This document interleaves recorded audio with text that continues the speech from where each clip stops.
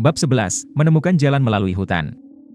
Karena Matt adalah pedagang keliling, dia tidak pernah melihat serigala sebelumnya, tetapi dia bisa bersumpah kepada 5 naga pencipta bahwa dia belum pernah melihat serigala yang begitu besar. Itu hampir setinggi pria, dan bulunya yang tebal berkilau dengan cahaya perak. Saat ini, sedang tidur sambil menikmati matahari sore yang hangat. Ekornya berayun bolak-balik, tampak sangat riang. Lai sudah menahan napasnya, mengikuti Hode pelan dari belakang. Sebagai seorang tentara bayaran, dia tahu betapa menakutkan dan berbahaya binatang itu. Dia tidak segugup saudagar gemuk yang bahkan tidak berani bernapas, tapi dia masih memandang Rode, menunggu pesanannya. Serigala perak, jiwa bulan, adalah tingkat 10 elite beast. Meskipun itu tidak diklasifikasikan sebagai bos, itu masih sangat merepotkan. Dalam Dragon Soul Continent Online, monster diklasifikasikan menjadi 3 jenis, Wild Beast, Giant Beast, dan Demonic Beast. A Wild Beast hanyalah monster biasa, sedangkan Giant Beast adalah Wild Beast yang telah hidup lama atau terstimulasi oleh faktor eksternal dan berevolusi. Mereka berbahaya dan ganas. Setelah mereka membangunkan jiwa mereka, mereka akan berubah menjadi binatang iblis. Pada saat itu, akan lebih sulit untuk melawan mereka karena mereka tidak akan bertarung hanya dengan menggunakan tubuh mereka sendiri. Meskipun level Silver Wolf berada di bawah Wind Serpent Lord dan membunuhnya tidak sesulit itu, tapi Rode tanpa sadar melirik keduanya mengikutinya. Jika masih permainan, dia tidak keberatan membunuhnya untuk mendapatkan lebih banyak EXP dan material. Namun, ini bukan permainan, dan hanya ada mereka bertiga. Lais adalah seorang ulama, jadi dia tidak memiliki kekuatan untuk melindungi dirinya sendiri dan Matt, bahkan lebih rentan. Karena ini masalahnya, lebih baik tidak melakukan apa-apa. Rode membuat gerakan dan menunjuk ke arah lain. Karena Moonlight Lake besar, tidak perlu baginya untuk mengeluarkan energi yang tidak perlu. Melihat gerakannya, Lais dan Matt saling memandang dan mengikutinya dengan niat untuk pergi. Sangat disayangkan bahwa keberuntungan wanita tidak ada di pihak mereka. Kaca! Ketika saudagar gemuk itu berbalik, tiba-tiba ia terpeleset dan jatuh ke tanah, menabrak cabang di bawah tubuhnya. Pada titik ini, Rode segera bergegas kembali dan mengangkat tangan kanannya. Segera, peluit burung bergema di udara dan sesosok hijau muncul dari tangannya, bergegas kedua lainnya. Ledakan! Didampingi oleh suara benturan, lolongan rendah datang dari belakang. Lais dan Matt berbalik dan terkejut mendapati bahwa serigala perak raksasa yang sebelumnya jauh dari mereka sudah mendekati mereka dari belakang. Tapi tiba-tiba, tubuhnya yang besar terlempar ke tanah seolah-olah telah terkena kekuatan eksternal. Setelah itu, bayangan melintas. Ketika Matt jatuh, Rode sudah memiliki firasat buruk. Bagaimanapun, di hutan Silver Moon, persepsi Silver Wolf adalah yang tertinggi ketiga di antara monster. Untungnya, dia pernah mengalami situasi sulit seperti ini sebelumnya karena NPC bodoh. Meskipun persepsi Rode tidak setinggi bisa mengunci gerakan serigala raksasa, tetapi berdasarkan keakrabannya dengan serigala perak, dia bisa segera membuat keputusan. Dia tahu bahwa serigala perak yang beristirahat tidak mungkin untuk menyerang mereka segera tetapi sudah menyadari kehadiran mereka. Berdasarkan karakteristiknya, kemungkinan besar akan menunggu sampai gelap untuk menyerang mereka. Sementara itu, Rode menilai bahwa mungkin lebih baik mengambil inisiatif untuk menyerang lebih dulu berdasarkan pengalamannya. Dia benar. Jiwa bulan tidak berharap bahwa pihak lain akan begitu cepat untuk menyerang. Menghadapi serangan burung roh, ia berhasil bereaksi, tapi itu masih terlalu lambat. Serangan roh burung mendarat di tubuhnya, menghancurkannya terbang jauh.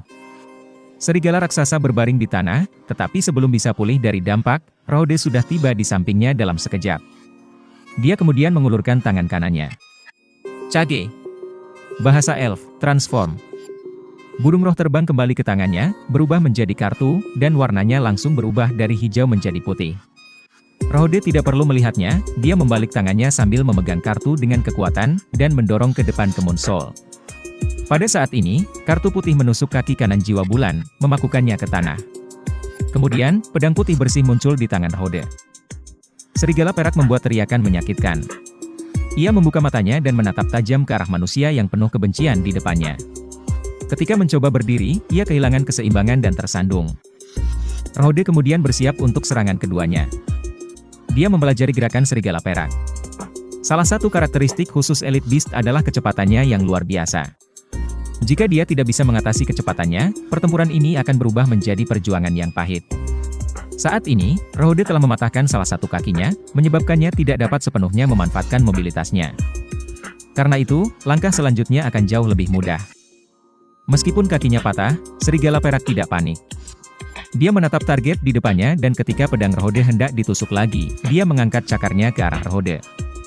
Tapi Rhode sudah menduga serangan balik Silver Wolf. Dia membalik tangan kanannya dan berhasil melukai kaki serigala perak, mengubahnya menjadi kekacauan berdarah. Setelah menghabiskan sesaat untuk meringis kesakitan, hal berikutnya yang dilihatnya adalah ujung tajam yang menyilaukan ke arahnya. Hit kritis. Blade of Destruction dengan mudah merobek-robek bulunya yang seperti sisik. Ditemani dengan tangisan yang menyakitkan, tubuh serigala perak terbang ke udara, menabrak pohon kecil dan jatuh ke tanah. Setengah dari tubuhnya telah hancur berantakan, bahkan organ-organ dalamnya dapat terlihat mengalir perlahan. Benar-benar pemandangan yang mengerikan. Bahkan Rhode yang berencana untuk memberikan pukulan terakhir tidak bisa membantu tetapi mengerutkan kening. Lagi pula, dalam permainan, hit kritis hanya ditunjukkan oleh angka dan tidak sejelas sekarang. Meskipun dia sudah mengharapkan ini seperti yang dia lihat sebelumnya selama pertempuran dengan Dewa Ular Angin, itu masih terasa menjijikkan. Setelah terkena serangan Spirit Bird dan Rhode, serigala telah mencapai batasnya. Melolong yang sebelumnya mengancam perlahan berubah menjadi merengek. Itu mencoba bangkit, tetapi Rhode tidak memberikan kesempatan.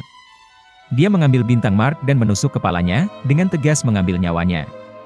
Pertarungan itu mungkin tampak lama, tetapi kenyataannya, itu hanya berlangsung 1 atau 2 menit. Lais dan Matt hanya berhasil melihat sekilas serigala yang ditabrak ke tanah, dan setelah itu, Rhode sudah menghabiskan hidupnya di dekat pohon. Keduanya terkejut. Mereka tahu bahwa serigala perak bukan musuh yang mudah untuk dihadapi. Lais berpikir bahwa bahkan jika kelompok tentara bayarannya ada di sini, masih akan sedikit sulit bagi mereka untuk membunuhnya. Tetapi melihat kinerja Rhode, tidak peduli bagaimana dia melihatnya, sepertinya dia tidak membunuh serigala. Sebaliknya, itu tidak berbeda dengan dia membunuh seekor ayam. Adapun pedagang gemuk, perasaan yang dia miliki sekarang bahkan lebih rumit. Ketika dia jatuh ke tanah, dia hampir mengucapkan doa terakhirnya. Tentu saja, dia mengerti apa artinya dan takut bahwa serigala perak akan menyadari kehadirannya. Meskipun dia sudah menebak prosesnya, dia tidak akan bisa mengharapkan hasilnya. Serigala perak memang benar-benar menyadari kehadiran mereka, tetapi masih tragis berubah menjadi mayat sebelum bisa memuaskan nafsu makannya. Meskipun bahaya telah dihilangkan, pedagang gemuk itu masih ketakutan. Dia memandang pria muda yang tidak terlalu jauh darinya dengan gelisah. Dia tahu ini terjadi karena dia. Bagaimana jika Rhode memutuskan untuk meninggalkannya di sini? Jika itu adalah situasi yang biasa, dia tidak perlu khawatir tentang hal seperti ini karena dia memiliki penjaga yang melindungi dia bahwa dia disewa dengan uang. Namun, itu berbeda sekarang, pemuda ini bukanlah penjaganya atau tentara bayarannya. Hubungannya dengan dia adalah sama, jika dia tidak bahagia, dia bisa meninggalkannya di sini. Jika itu terjadi, dia akan selesai. Ini, aku bukan. Pedagang gemuk itu berkeringat dingin. Dia menjilat bibirnya, berniat untuk mengatakan sesuatu, tetapi tidak ada kata-kata yang keluar. Pada saat ini, dia melihat bahwa Rhode telah berdiri lagi, lalu dia berbalik dan menatapnya dengan tenang. Hati-hati saat berjalan. Selain mengangguk, pedagang gemuk itu tidak dapat melakukan hal lain. Bab 12, Bayangan yang Tinggal. Rencana awal Rhode adalah untuk beristirahat di sekitar Danau Moonlight sebelum melanjutkan perjalanan mereka. Tetapi setelah bertemu dengan serigala perak, dia harus mengubah rencananya karena bau darah dari mayat serigala perak kemungkinan akan menyebabkan masalah yang lebih tidak perlu. Rhode memilih tanah tinggi yang relatif datar di dekat Danau Moonlight untuk mendirikan kemah sebelum matahari terbenam. Setelah makan malam, Rhode sekali lagi berjaga. Meskipun itu menegangkan tubuhnya, tidak ada pilihan lain karena dia yang paling akrab dengan Silver Moon Forest. Pedagang gemuk Matt menawarkan diri untuk membantu, tetapi ketika dia melihat bagaimana Rhode dan Lais menatap tubuh gemuknya, dia sudah bisa menebak jawaban mereka. Karena itu, dia hanya bisa duduk di samping dan berduka karena kebosanan. Sementara itu, Lais tidak tinggal diam.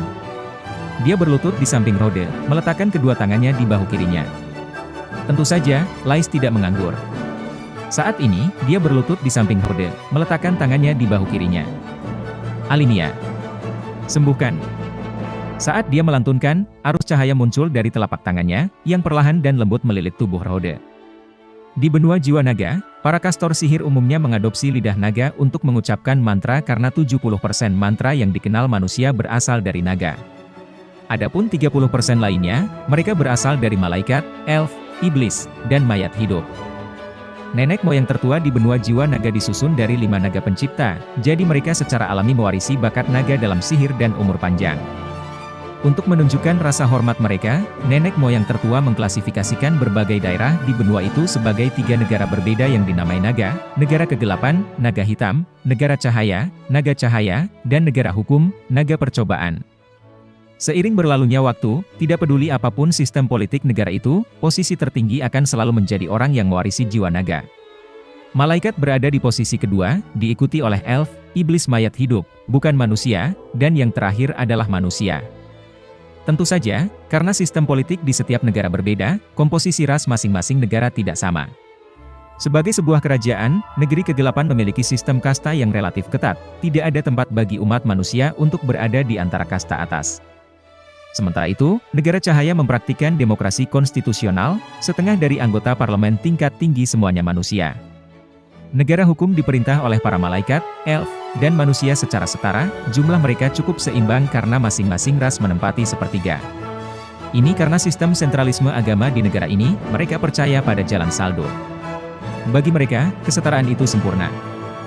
Hode sangat menyadari situasi di benua itu. Dia tahu apa yang akan terjadi selanjutnya, yang membuatnya cukup khawatir. Dalam game, pemain hanya pemain.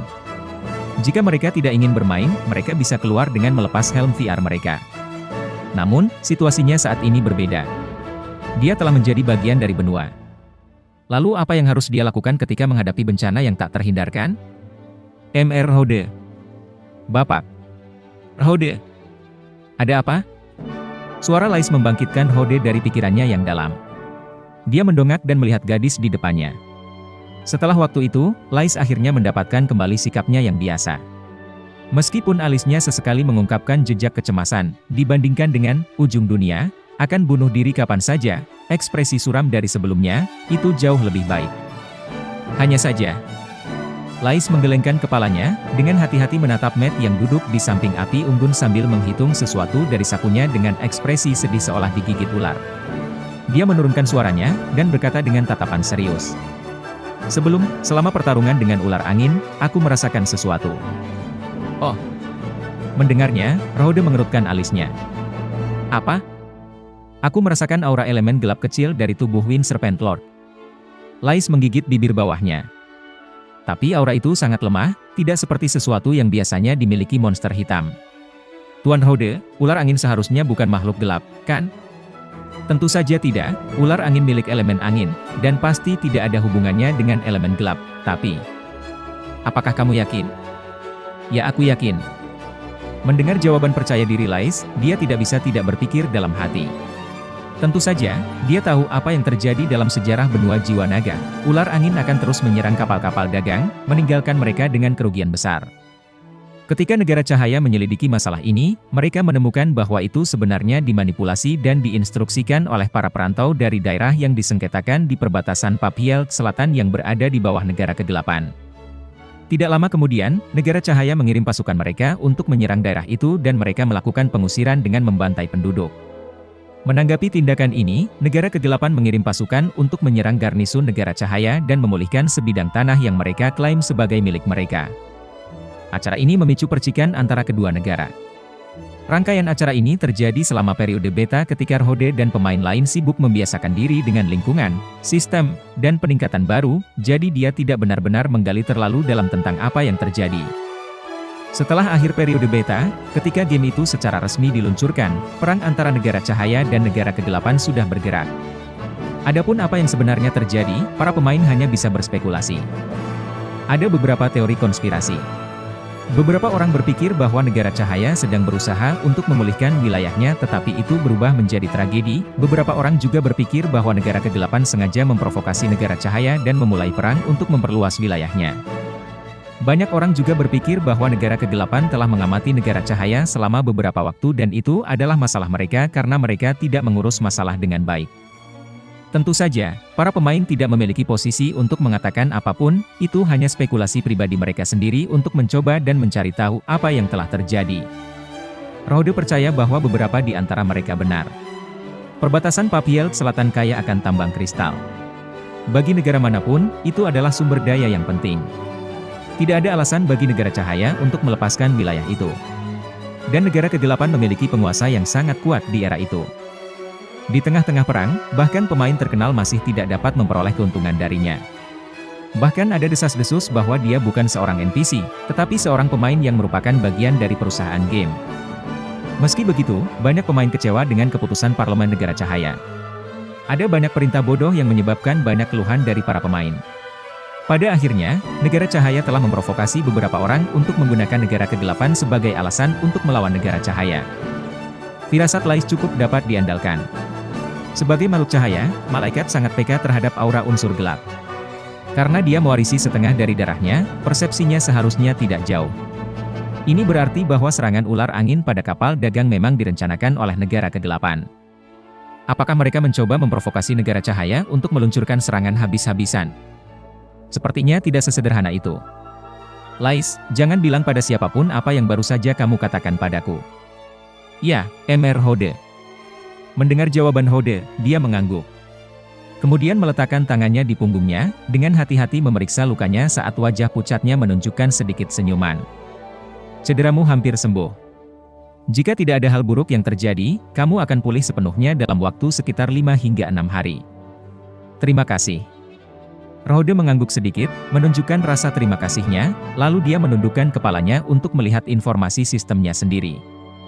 HP-nya secara bertahap berubah menjadi hijau. Jika dia berbaring diam selama beberapa hari, dia akan sepenuhnya pulih. Tetapi masih ada banyak hal yang perlu dia lakukan. Apa yang harus aku lakukan pertama kali? Hode mengerutkan kening dan tenggelam dalam pikiran. Sementara itu, lokasi di mana kapal apung itu jatuh, dua bayangan bisa terlihat perlahan berjalan ke hutan. Apakah itu kapalnya? Pria pertama bertanya dengan dingin. Dia mengenakan pakaian putih penuh, dengan baju besi ramping yang indah. Ada pola emas berkilauan diukir di atasnya. Jika Hode ada di sini, dia akan bisa mengenali simbol di atasnya. Itu adalah lambang pasukan pertahanan perbatasan dari Negara Cahaya. Pria lain di belakangnya terbungkus jubah hitam di sekujur tubuhnya. Penampilannya tidak bisa dilihat. Menghadapi pertanyaan pria itu, dia hanya bisa mengangguk. Mereka membunuh utusanku.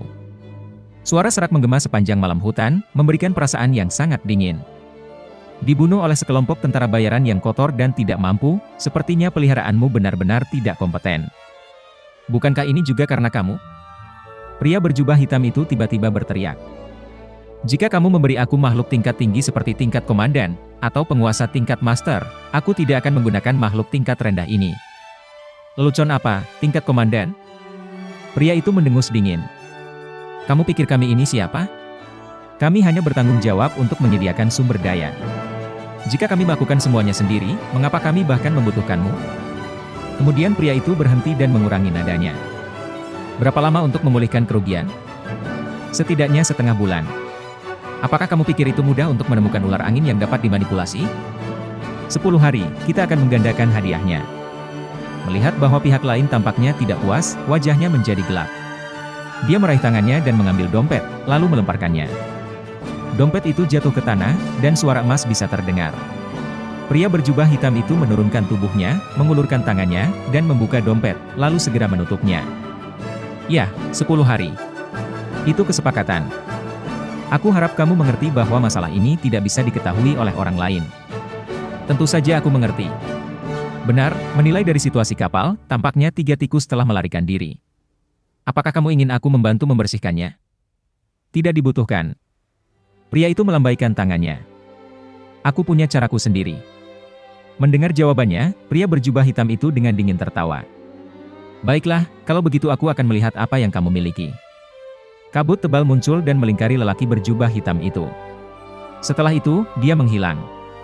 Melihat ini, wajah orang lain itu mengungkapkan jejak jijik. Mayat hidup serakah itu. Suatu hari, bahkan tulangmu akan berubah menjadi abu. Setelah mendengus sekali lagi, pria itu berbalik. Dengan pandangan serius, dia menyapu hutan di sekitarnya. Dia meletakkan salah satu tangannya di gagang dan yang lain di mulutnya dan meniup peluit keras. Segera, Griffin melayang turun dari langit dan mendarat di tanah. Pada saat yang sama, 3 siluet dari kedalaman hutan diam-diam muncul. Lelaki itu memandang mereka, tetapi segera membalikkan badannya untuk memasang Griffin. Pergi mencari 3 tikus lainnya dan bunuh mereka. Dia memesan dengan nada acuh tak acuh. Bab 13, Cincin Kehendak. Bayangan melesat menembus hutan. Mereka akan berpisah dari waktu ke waktu, kemudian berkumpul kembali. Apakah kamu memperhatikan? Ada jejak dari sisi timur. Itu kemungkinan menjadi target. Berdasarkan waktu, itu seharusnya paling banyak dari hari yang lalu. Mereka benar-benar cepat. Lanjutkan aksi kami dan perhatikan lawan. Karena mereka bisa menyingkirkan Dewa Ular Angin, kita seharusnya tidak meremehkan mereka. Iya nih. Setelah ketiga pria itu selesai berbicara, mereka sekali lagi berubah menjadi bayangan hitam dan pindah ke kedalaman hutan. Gerakan mereka diam, bahkan burung-burung pun tidak terganggu. Setelah bayang-bayang pergi, seekor burung hijau yang diam-diam duduk di cabang mengepakkan sayapnya dan terbang tinggi. Ada seseorang yang mengikuti kita. Mendengar laporan dari burung roh, wajah Rhode agak suram. Pada saat ini, spirit bird hijau transparan diam-diam duduk di bahunya, menggelengkan kepalanya dan merentangkan sayapnya dari waktu ke waktu, seolah-olah itu tidak berbeda dari burung biasa. Hanya tubuh yang tembus cahaya dan aura yang mulia di sekitarnya mampu menunjukkan karakteristiknya yang nyata. Memanggil roh burung untuk memantau situasi adalah sesuatu yang dia pikirkan sepanjang jalan. Ketika sekelompok pemain berniat mengumpulkan pesta untuk berpetualang, mereka biasanya bergabung dengan pencuri, ranger, atau kelas lain yang bisa mengintai bahaya di depan. Rhode tidak punya pilihan seperti itu sekarang, jadi dia hanya bisa menggunakan roh burung untuk merekonstruksi darah itu. Untungnya, tidak hanya roh burung memiliki keunggulan dominan dalam pandangannya, ia juga bisa merasakan kehadiran orang lain karena jiwanya selaras dengan alam. Awalnya, dia melakukannya hanya sebagai asuransi jika terjadi sesuatu setelah membunuh Silver Wolf level 10. Dia tidak akan pernah berpikir bahwa dia akan menghadapi masalah yang lebih besar. Meskipun roh burung tidak bisa menunjukkan seperti apa lawannya secara fisik, menilai dari gumpalan cahaya yang bergerak, dia merasa agak gelisah melihat kecepatan lawan. Karena mereka bisa berlari dengan bebas pada kecepatan seperti itu, mereka bisa saja Rangers, Rogue, atau kelas serupa lainnya. Bagaimanapun, itu harus menjadi kelas berbasis kelincahan. Apalagi lawan bergerak berurutan. Sulit dipercaya bahwa mereka hanyalah petualang biasa. Apakah mereka hanya lewat saja? Atau apakah mereka secara khusus datang untuk mereka? Rhode tidak berani mengambil risiko. Lebih baik jika mereka datang langsung, tetapi kelas yang mengintai dalam gelap adalah yang paling sulit dihadapi. Selain itu, apa yang Lais ingatkannya terus membuatnya berpikir bahwa masalah ini cukup aneh. Jika orang-orang ini memusuhi mereka, maka situasinya akan sulit dibayangkan. Tapi, melihat Lais di sampingnya, matanya tidak bisa menahan diri untuk tidak mencerahkan. Dia punya ide. Bapak. Rhode, kemana kita pergi selanjutnya? Lais bertanya sambil menyerahkan ketel kepada saudagar gemuk yang berkeringat banyak di sampingnya. Meskipun Rhode tidak memintanya, orang yang telah merawat pedagang gemuk itu adalah dia. Menurut Lais, kelompok tentara bayarannya diberi pekerjaan untuk melindungi pedagang ini. Bahkan jika dia sendirian, selama misinya belum selesai, dia akan terus melakukannya. Secara alami Matt sangat berterima kasih karenanya, tetapi memandanginya terengah-engah, Rhode takut ia mungkin akan pingsan jika mereka terus berjalan. Tuan. Rhode, aku.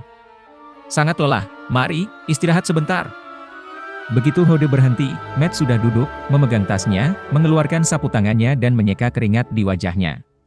Dia menggosoknya sampai wajahnya berubah berkilau seperti bola lampu besar di bawah sinar matahari. Kudus, jiwa suci memberkati aku. Aku belum berjalan, selama beberapa tahun, batuk.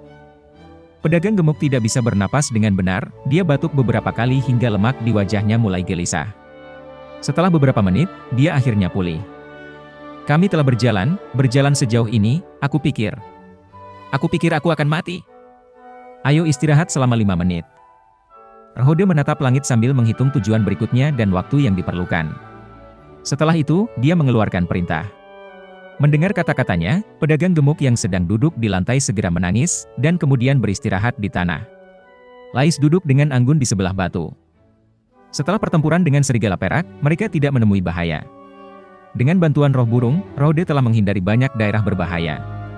Meskipun itu berarti bahwa dia juga kehilangan sebagian kesempatan untuk mendapatkan beberapa peralatan berharga, dia tidak tertekan. Karena, di dunia ini, tidak ada pemain lain, dan petualang biasa tidak akan tiba-tiba membalik gunung dan hutan. Jadi belum terlambat untuk mengambilnya setelah membawa mereka kembali dengan aman. Namun, Rhode mendongak ke arah tempat yang tidak jauh dari pegunungan, lalu dia berdiri. Lais. Ya, Mr. Rhode.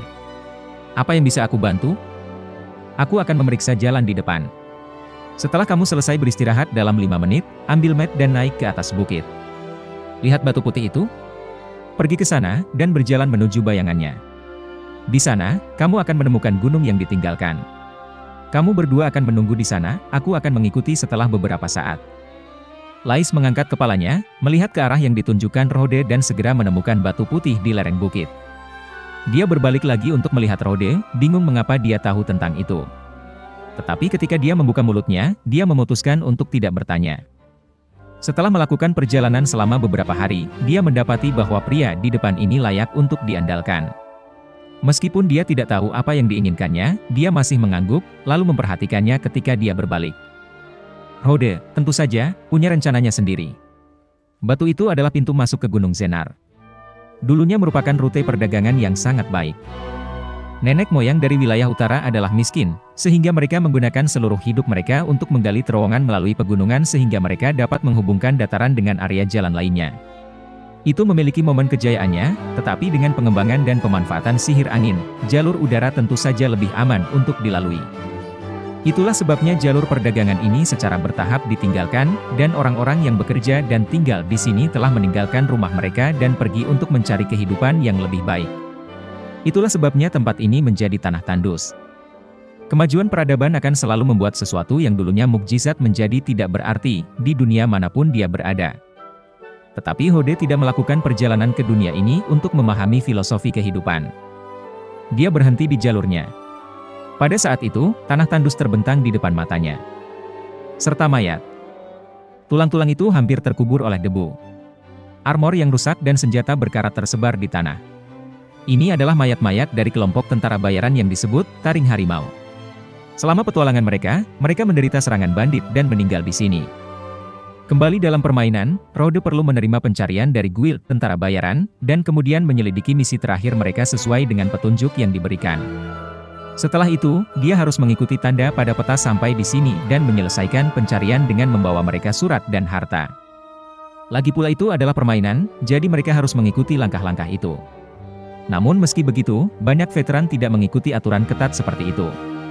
Mereka lebih suka mengambil surat dan harta itu terlebih dahulu, lalu membawanya ke guild tentara bayaran. Bukankah itu juga sama? Tidak hanya menghemat lebih banyak waktu, tetapi juga lebih nyaman. Karena mereka bisa menyelamatkan beberapa langkah itu, lalu mengapa tidak? Tapi, alasan mengapa Rode ada di sini bukan untuk menyelamatkan beberapa langkah itu. Dia pergi ke kedalaman medan perang dan melihat kerangka tergeletak di tepi bukit. Itu memakai baju besi baja yang telah lama terkorosi, dan ada pedang besi gelap, berkarat di sampingnya. Itu adalah tujuan Rode. Itu juga tulang belulang pemimpin kelompok tentara bayaran. Berjalan menuju sisa-sisa, dia menurunkan tubuhnya dan mengulurkan tangannya. Segera, lencana tentara bayaran bisa dilihat. Ini adalah kenang-kenangan dari kelompok tentara bayaran, Taring Harimau, dan juga item yang dibutuhkan untuk menyelesaikan pencarian. Dengan hati-hati Rode memasukkannya ke sakunya dan kemudian menunduk lagi. Dia dengan cepat menemukan apa yang diinginkannya. Itu adalah sesuatu yang dikenakan oleh kerangka itu, cincin kotor. Rode dengan hati-hati mengeluarkan cincin itu. Di permukaan, sepertinya cincin ini tidak berguna dan tidak berbeda dari potongan logam di tumpukan sampah. Tetapi sistem prompt di depannya menunjukkan hal yang sama sekali berbeda. Cincin besi hitam. Tidak dikenal. Berisi fluktuasi ajaib. Resonansi. Rode menutup matanya, memegang cincin itu di tangan kanannya.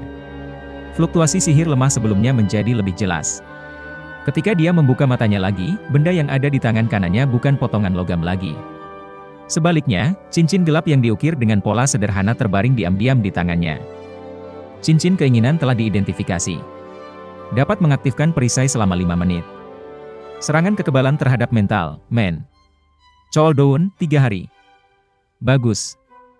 Rode mengenakan cincin di tangan kanannya, merasa lega. Setelah dia melihat sekeliling sebentar, dia tidak menemukan barang berharga lainnya, jadi dia berbalik dan kembali ke lereng bukit. Rode bisa dengan jelas melihat Lais dan Matt sedang berjuang ke arah batu putih itu.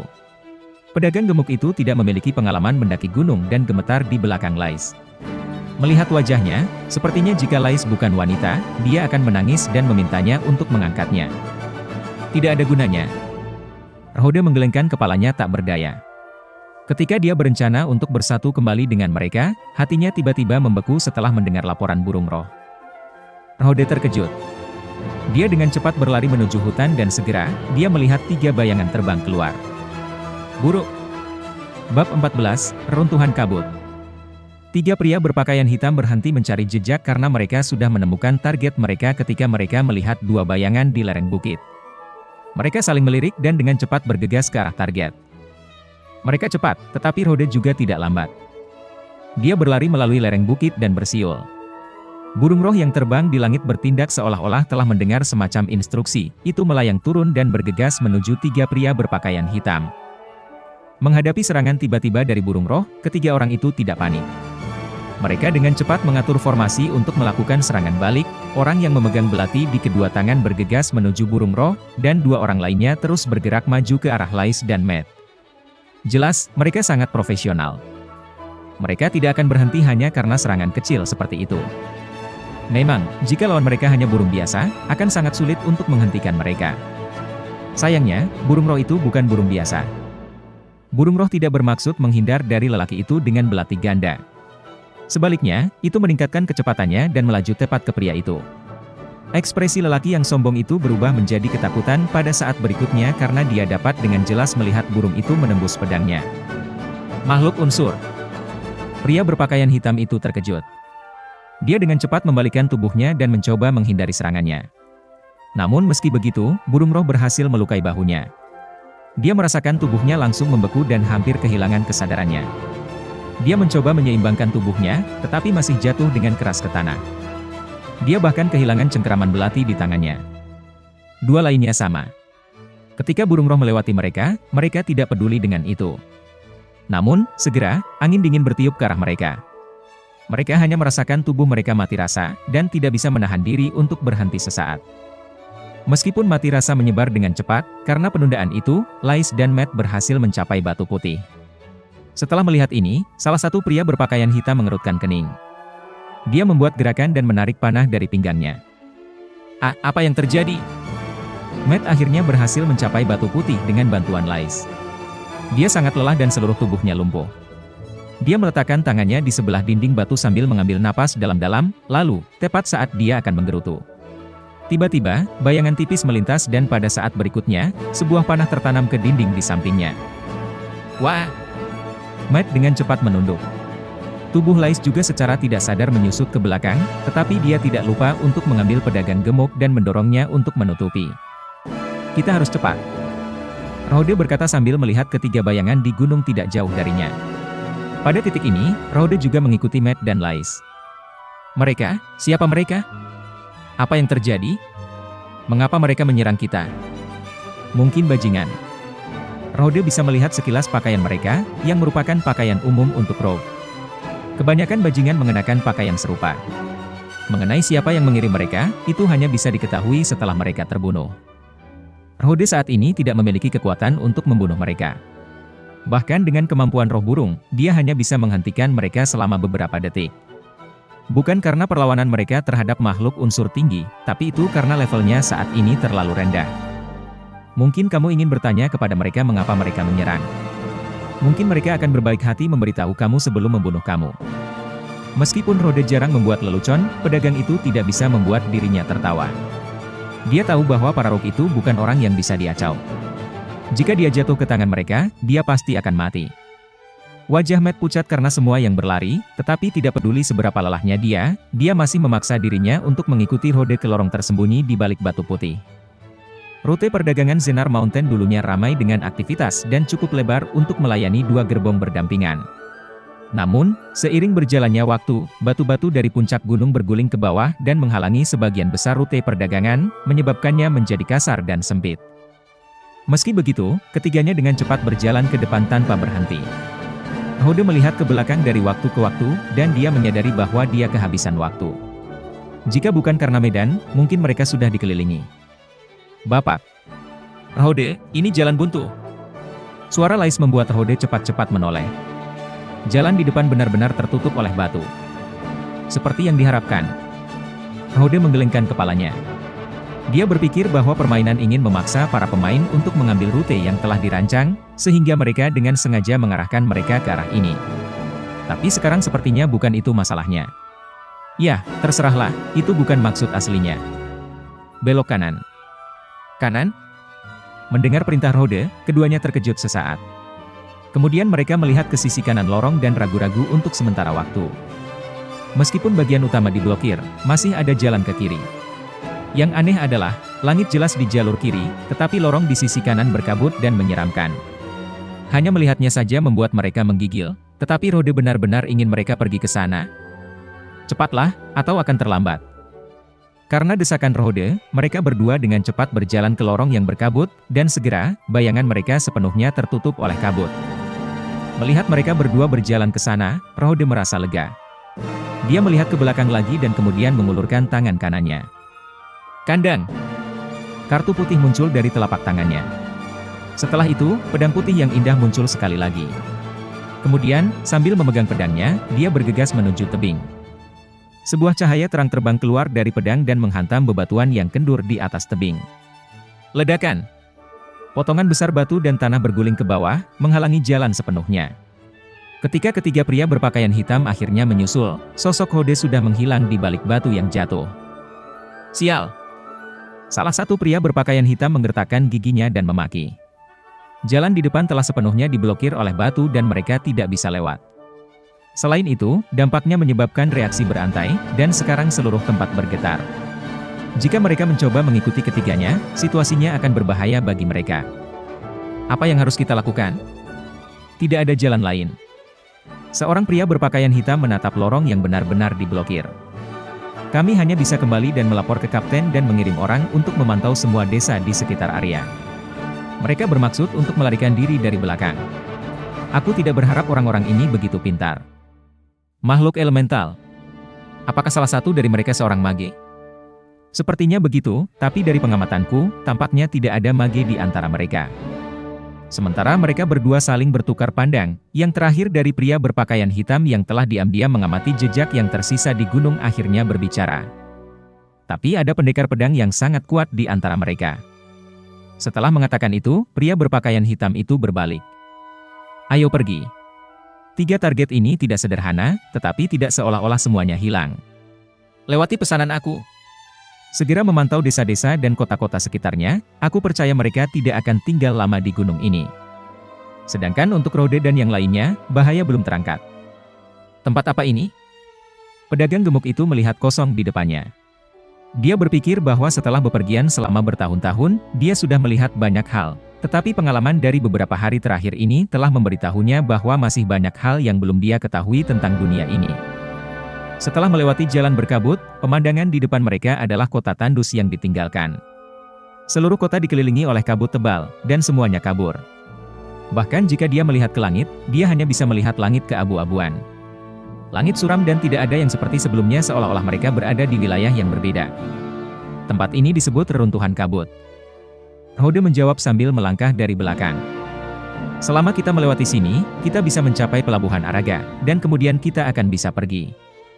Tapi apakah itu berbahaya? Kecuali orang buta, tidak ada yang akan berpikir bahwa tempat ini damai. Tentu saja itu berbahaya. Rode tidak menyatakannya dengan jelas tetapi Fog Ruins adalah salah satu dari 5 pemain penjara bawah tanah dalam permainan dan juga penjara bawah tanah pertama para pemain. Itu tidak sulit, tetapi juga tidak sepenuhnya mudah. Untuk melengkapi hanya dengan mereka bertiga akan menjadi tantangan. Lagi pula, Rode hanya di level 8, dan Lais hanya di level 6. Adapun pedagang, yang kekuatan tempurnya bahkan tidak di level 5, Rode bahkan tidak menghitungnya. Jadi kesimpulannya pada dasarnya, satu level 8 Spirit Swordsman dan satu kelas pendukung NPC akan menaklukkan Dungeon 5 orang tingkat 10. Jika ini terjadi dalam game, orang akan berpikir bahwa dia bodoh. Tapi dia tidak bodoh. Bahkan, dia hanya memikirkan ide berisiko ini ketika dia memandang Lais. Jika tidak, dia tidak akan memilih opsi ini. Dan sepertinya rute ini memang rute teraman bagi mereka setelah mempertimbangkan risiko keseluruhan. Semuanya akan baik-baik saja jika kamu mengikuti perintahku. Begitu. Rode berhenti, memutar kepalanya dan menghadap gadis pirang di depannya. Lais, aku mengandalkanmu. Bab 15, Serangan 2 Orang. Aku? Mata Lais membelalak tak percaya, bahkan Matt, yang berdiri di sampingnya, juga terkejut. Semua orang di benua jiwa naga tahu bahwa ulama adalah pekerjaan yang mirip dengan apoteker, dokter, dan perawat. Mereka pada dasarnya adalah kelas pendukung dan tugas mereka adalah membalut luka, menyembuhkan luka, melemparkan perisai pelindung, dan menghilangkan efek seperti racun. Seperti untuk bertarung di garis depan. Hal semacam itu tidak pernah terdengar. Betul. Rhode mengangguk. Ketika dia memasuki tempat ini, sepertinya dia sekali lagi berubah menjadi pemimpin guild yang memerintahkan timnya untuk menaklukkan ruang bawah tanah. Kamu harus mendengarkan perintahku. Ini tidak memerlukan keterampilan yang sangat kompleks, tetapi kamu harus lebih responsif dan sadar akan lingkungan. Ketika kamu telah membiasakan diri dengan itu tidak akan sulit lagi. Berapa kali kamu bisa menggunakan cahaya suci? Meskipun dia sudah menebak levelnya, ketika dia disembuhkan olehnya, masih lebih baik baginya untuk mengkonfirmasi itu hanya untuk memastikan. Aku adalah seorang pendeta layar 7 lingkaran luar. Adapun Holy Radiance, aku hanya bisa menggunakannya sekali sehari, dan itu berlangsung selama sehari, jika konsumsi jiwa kekuatan aku tidak terlalu banyak. Klasifikasi kastor non-tempur berbeda dari tipe pertempuran. Selain level, mereka juga berbeda di tingkat kekuatan jiwa seperti lingkaran luar, lingkaran tengah, dan lingkaran dalam. Lingkaran luar memiliki total 10 lapisan, lingkaran tengah memiliki 7 layers, dan lingkaran dalam memiliki 3 layers. Ini karena para kastor percaya bahwa kekuatan jiwa mereka datang dari kedalaman jiwa mereka sendiri. Secara umum, dari sudut pandang mereka, jiwa adalah keberadaan 3 lingkaran yang saling menguatkan, semakin dalam sang kastor bisa memahami jiwa mereka sendiri, semakin kuat mereka. Dan karena kekuatan Lais telah mencapai lapisan lingkaran luar 7, itu berarti bahwa dia akan membobol lingkaran tengah. Sangat jarang bagi klerik level 6 untuk mencapai middle circle. Jadi Rhode bahkan lebih percaya diri dengan pilihannya setelah mengkonfirmasi kemampuannya. Baik. Ingat, mulai sekarang, kamu tidak perlu menggunakan cahaya penyembuhan pada aku tidak peduli seberapa terluka aku. Lebih memperhatikan Emermet. Beri dia penghalang jika ada bahaya. Apakah kamu mengerti? Aku mengerti, Emer Rhode. Meskipun dia tidak mengerti beberapa kata yang digunakan Rhode, dia masih mengerti apa yang dimaksudnya, jadi dia mengangguk. Bapak. Matt, berapa lama persediaan makanan kita akan bertahan? Sekitar 3 hingga 4 hari. Sambil memegang tas travel, pedagang gemuk itu berpikir sejenak lalu menjawab dengan wajah sedih. Tapi jika kita menabung lebih banyak makanan, ini kesempatan bagus bagimu untuk menurunkan berat badan sekarang. Jika Rhode mengatakannya sambil tertawa, Matt mungkin berpikir bahwa dia hanya bercanda, tetapi ekspresi Rhode sangat tenang, sepertinya dia tidak bercanda. Ini membuatnya jatuh ke dalam dilema. Dia memegang tas travel, bermaksud mengatakan sesuatu. Namun, Rhode sudah berbalik untuk menghadapi Lais dan memerintahkannya. Lemparkan Holy Radiance sekarang dan tunjukkan padaku. Baik. Lais sedikit mengangguk, lalu dia mengulurkan tangannya dan menutup matanya. Segera, cahaya lembut perlahan muncul dari telapak tangannya dan menyebar ke segala arah. Tidak jelas apakah itu ilusi, tetapi pedagang gemuk itu menemukan bahwa cahaya itu entah bagaimana menyebabkan kabut itu mundur dan menghilang perlahan. Kemudian, dia menggosok matanya dengan tak percaya dan melihat bahwa kabut di sekitar mereka benar-benar menghilang. Sebelumnya, mereka hanya bisa melihat bayangan samar dari beberapa reruntuhan, tetapi sekarang, mereka dapat dengan jelas melihat dinding dan rumah yang tidak lengkap di dekatnya. Ini membuat mereka merasa sedikit lebih lega. Bagaimanapun, memiliki garis pandang yang jelas selalu lebih baik. Aku akan menjadi pelopor. Lais, kamu ikuti di belakangku, dan Tuan Matt, kamu akan menjadi yang terakhir. Jangan berjalan terlalu jauh dari kita dan apapun yang terjadi, jangan bertindak sendiri. Reruntuhan itu sunyi senyap. Sinar suci telah membubarkan kabut, tetapi itu tidak membubarkan aura yang tidak menyenangkan. Di bawah kepemimpinan Rhode, semua orang perlahan bergerak maju. Namun segera, Rhode memberi isyarat tangan, memerintahkan mereka untuk berhenti berjalan. Jika ingatannya benar, dia hampir mendekati gelombang pertama tempat pemijahan monster. Benar saja, tidak butuh waktu lama bagi mereka untuk melihat cahaya lemah di kejauhan. Itu berkedip seperti obor. Apa itu? Matt langsung tegang. Itu Will-O-Wisp. Rhode mengulurkan tangan kanannya dan bintang Mark muncul di tangannya. Hati-hati, mereka tidak akan mendekati kita jika kita tidak memprovokasi mereka. Tepat ketika Rhode berhenti bicara, kabut di depan mereka tiba-tiba layu, lalu 3 makhluk aneh muncul.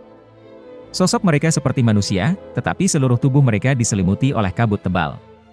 Hanya 3 pasang mata yang cerah di kepala mereka mengkonfirmasi bahwa mereka bukan bagian dari kabut.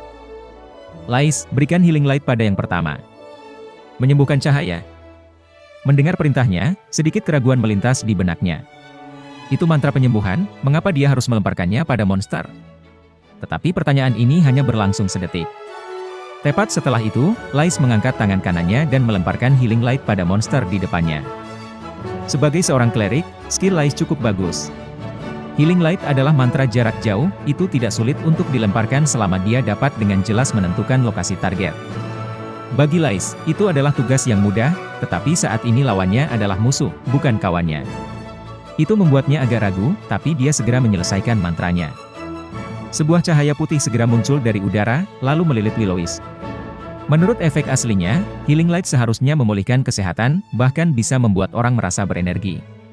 Itu adalah fondasi dasar dari sihir ulama. Tapi yang mengejutkan, Willowisp bereaksi berlawanan dengan apa yang dia pikirkan. Setelah dipukul oleh healing light, itu membuat suara keras seolah-olah itu menjerit, bahkan dia bisa mendengarnya dengan jelas di kejauhan. Monster kabut yang sebelumnya humanoid itu membungkuk dan gemetar seolah-olah terkena sesuatu. Kabut yang membungkus tubuhnya hancur seolah-olah matahari bersinar dan melelehkan es. Teshokketlai secara tidak sadar menundukkan kepalanya dan melihat tangannya. Dia tidak bisa percaya bahwa dia telah melepaskan mantra yang mematikan. Melihat Willowisp, reaksi Rode sangat tenang.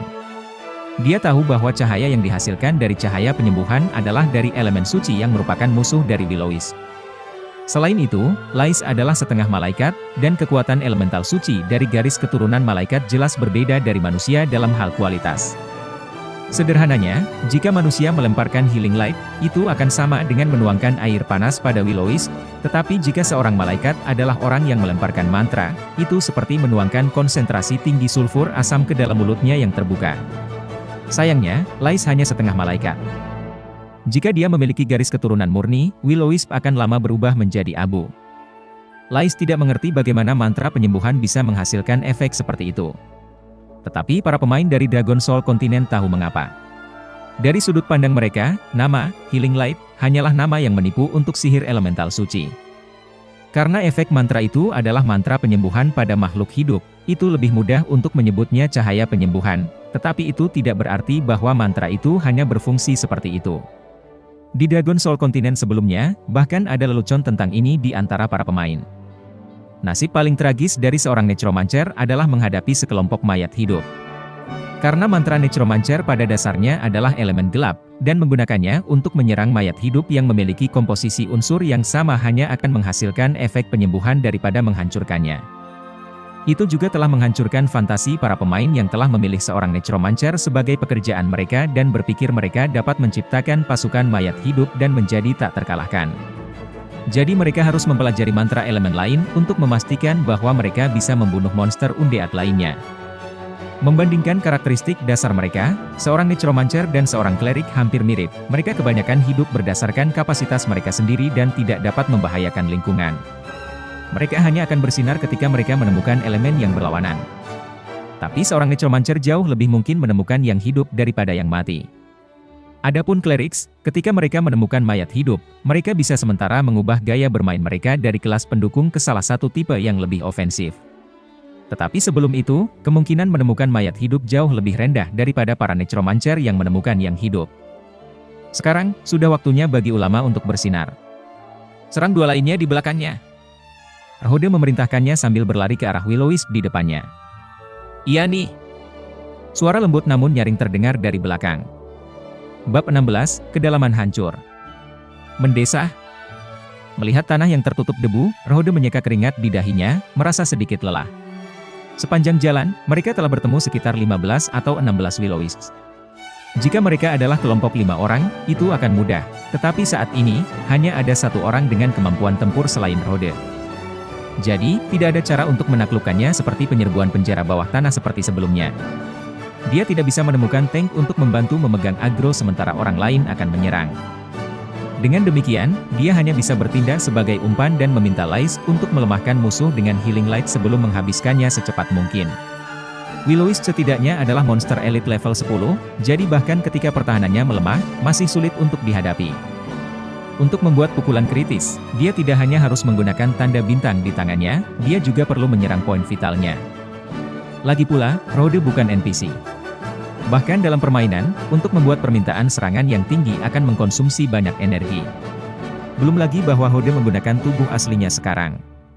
Jika ada dalam permainan, dia masih bisa memutar ulang jika dia gagal. Tetapi jika dia gagal di sini, itu akan menjadi akhir dari hidupnya. Bagi Rode, tekanan semacam ini sangat sulit untuk ditanggung. Dia mengangkat kepalanya, melihat kabut yang mengelilingi reruntuhan. Dan setelah memastikan bahwa tidak ada lagi monster, dia merasa lega. Tuan. Rode, bagaimana kalau kita istirahat sebentar? Lais memandang Rode dengan khawatir di matanya. Sebagai seorang ulama, dia tidak benar-benar mengerti apa yang coba dilakukan Rode, tetapi dia bisa merasakan tekanannya saat ini. Tidak sekarang. Rode menggelengkan kepalanya. Meskipun dia telah membersihkan monster di sini, dia selalu suka ada sesuatu yang berbahaya mengawasinya. Dia mempelajari sekelilingnya dengan hati-hati, tetapi masih tidak tahu di mana itu. Menurut ingatannya, mereka seharusnya tidak mencapai area bos, jadi seharusnya tidak ada pertemuan yang terlalu berbahaya. Selain itu, dia sangat akrab dengan monster-monster di sini, mereka semua seharusnya sudah dibersihkan. Jadi dari mana perasaan ini datang dari? Rode melihat sekeliling lagi, tetapi dia tidak dapat menemukan sesuatu yang abnormal. Pada saat itu, pedagang gemuk itu tiba-tiba menjerit. Ah! Apa yang terjadi? Rode dan Lais buru-buru berbalik dan melihat wajah pucat Matt. Salah satu tangannya memegang tas itu, sementara yang lain sedikit gemetar, menunjuk ke arah kabut di belakangnya. Baru saja, ada bayangan hitam di sana. Bayangan hitam? Lais memandang ke arah yang ditunjuk Matt, tetapi di samping cahaya redup yang memancar dari kabut, tidak ada lagi yang bisa dilihat. Tidak mungkin. Dapatkan di tanah. Pada saat itu, sesuatu melintas di benak Rode, dia akhirnya mengerti apa yang dia rasakan sebelumnya. Kemudian dia berteriak sambil mendorong kepala Lais ke bawah, memaksanya berjongkok. Swos! Hampir di saat yang sama, bayangan hitam melintas di udara. Rode bisa merasakan cakar dingin menyapu melewati kepalanya, meninggalkan perasaan yang cukup menyakitkan. Sial! Jantung Rode langsung tenggelam. Dia akhirnya menyadari apa itu shadow bayangan hitam. Itu Gargole. Dalam legenda, Fog Ruins dulunya kota yang hidup dan mulia, tetapi setelah rute perdagangan ditinggalkan, Mage pindah ke sini untuk menyelamatkan orang-orang yang dicintainya.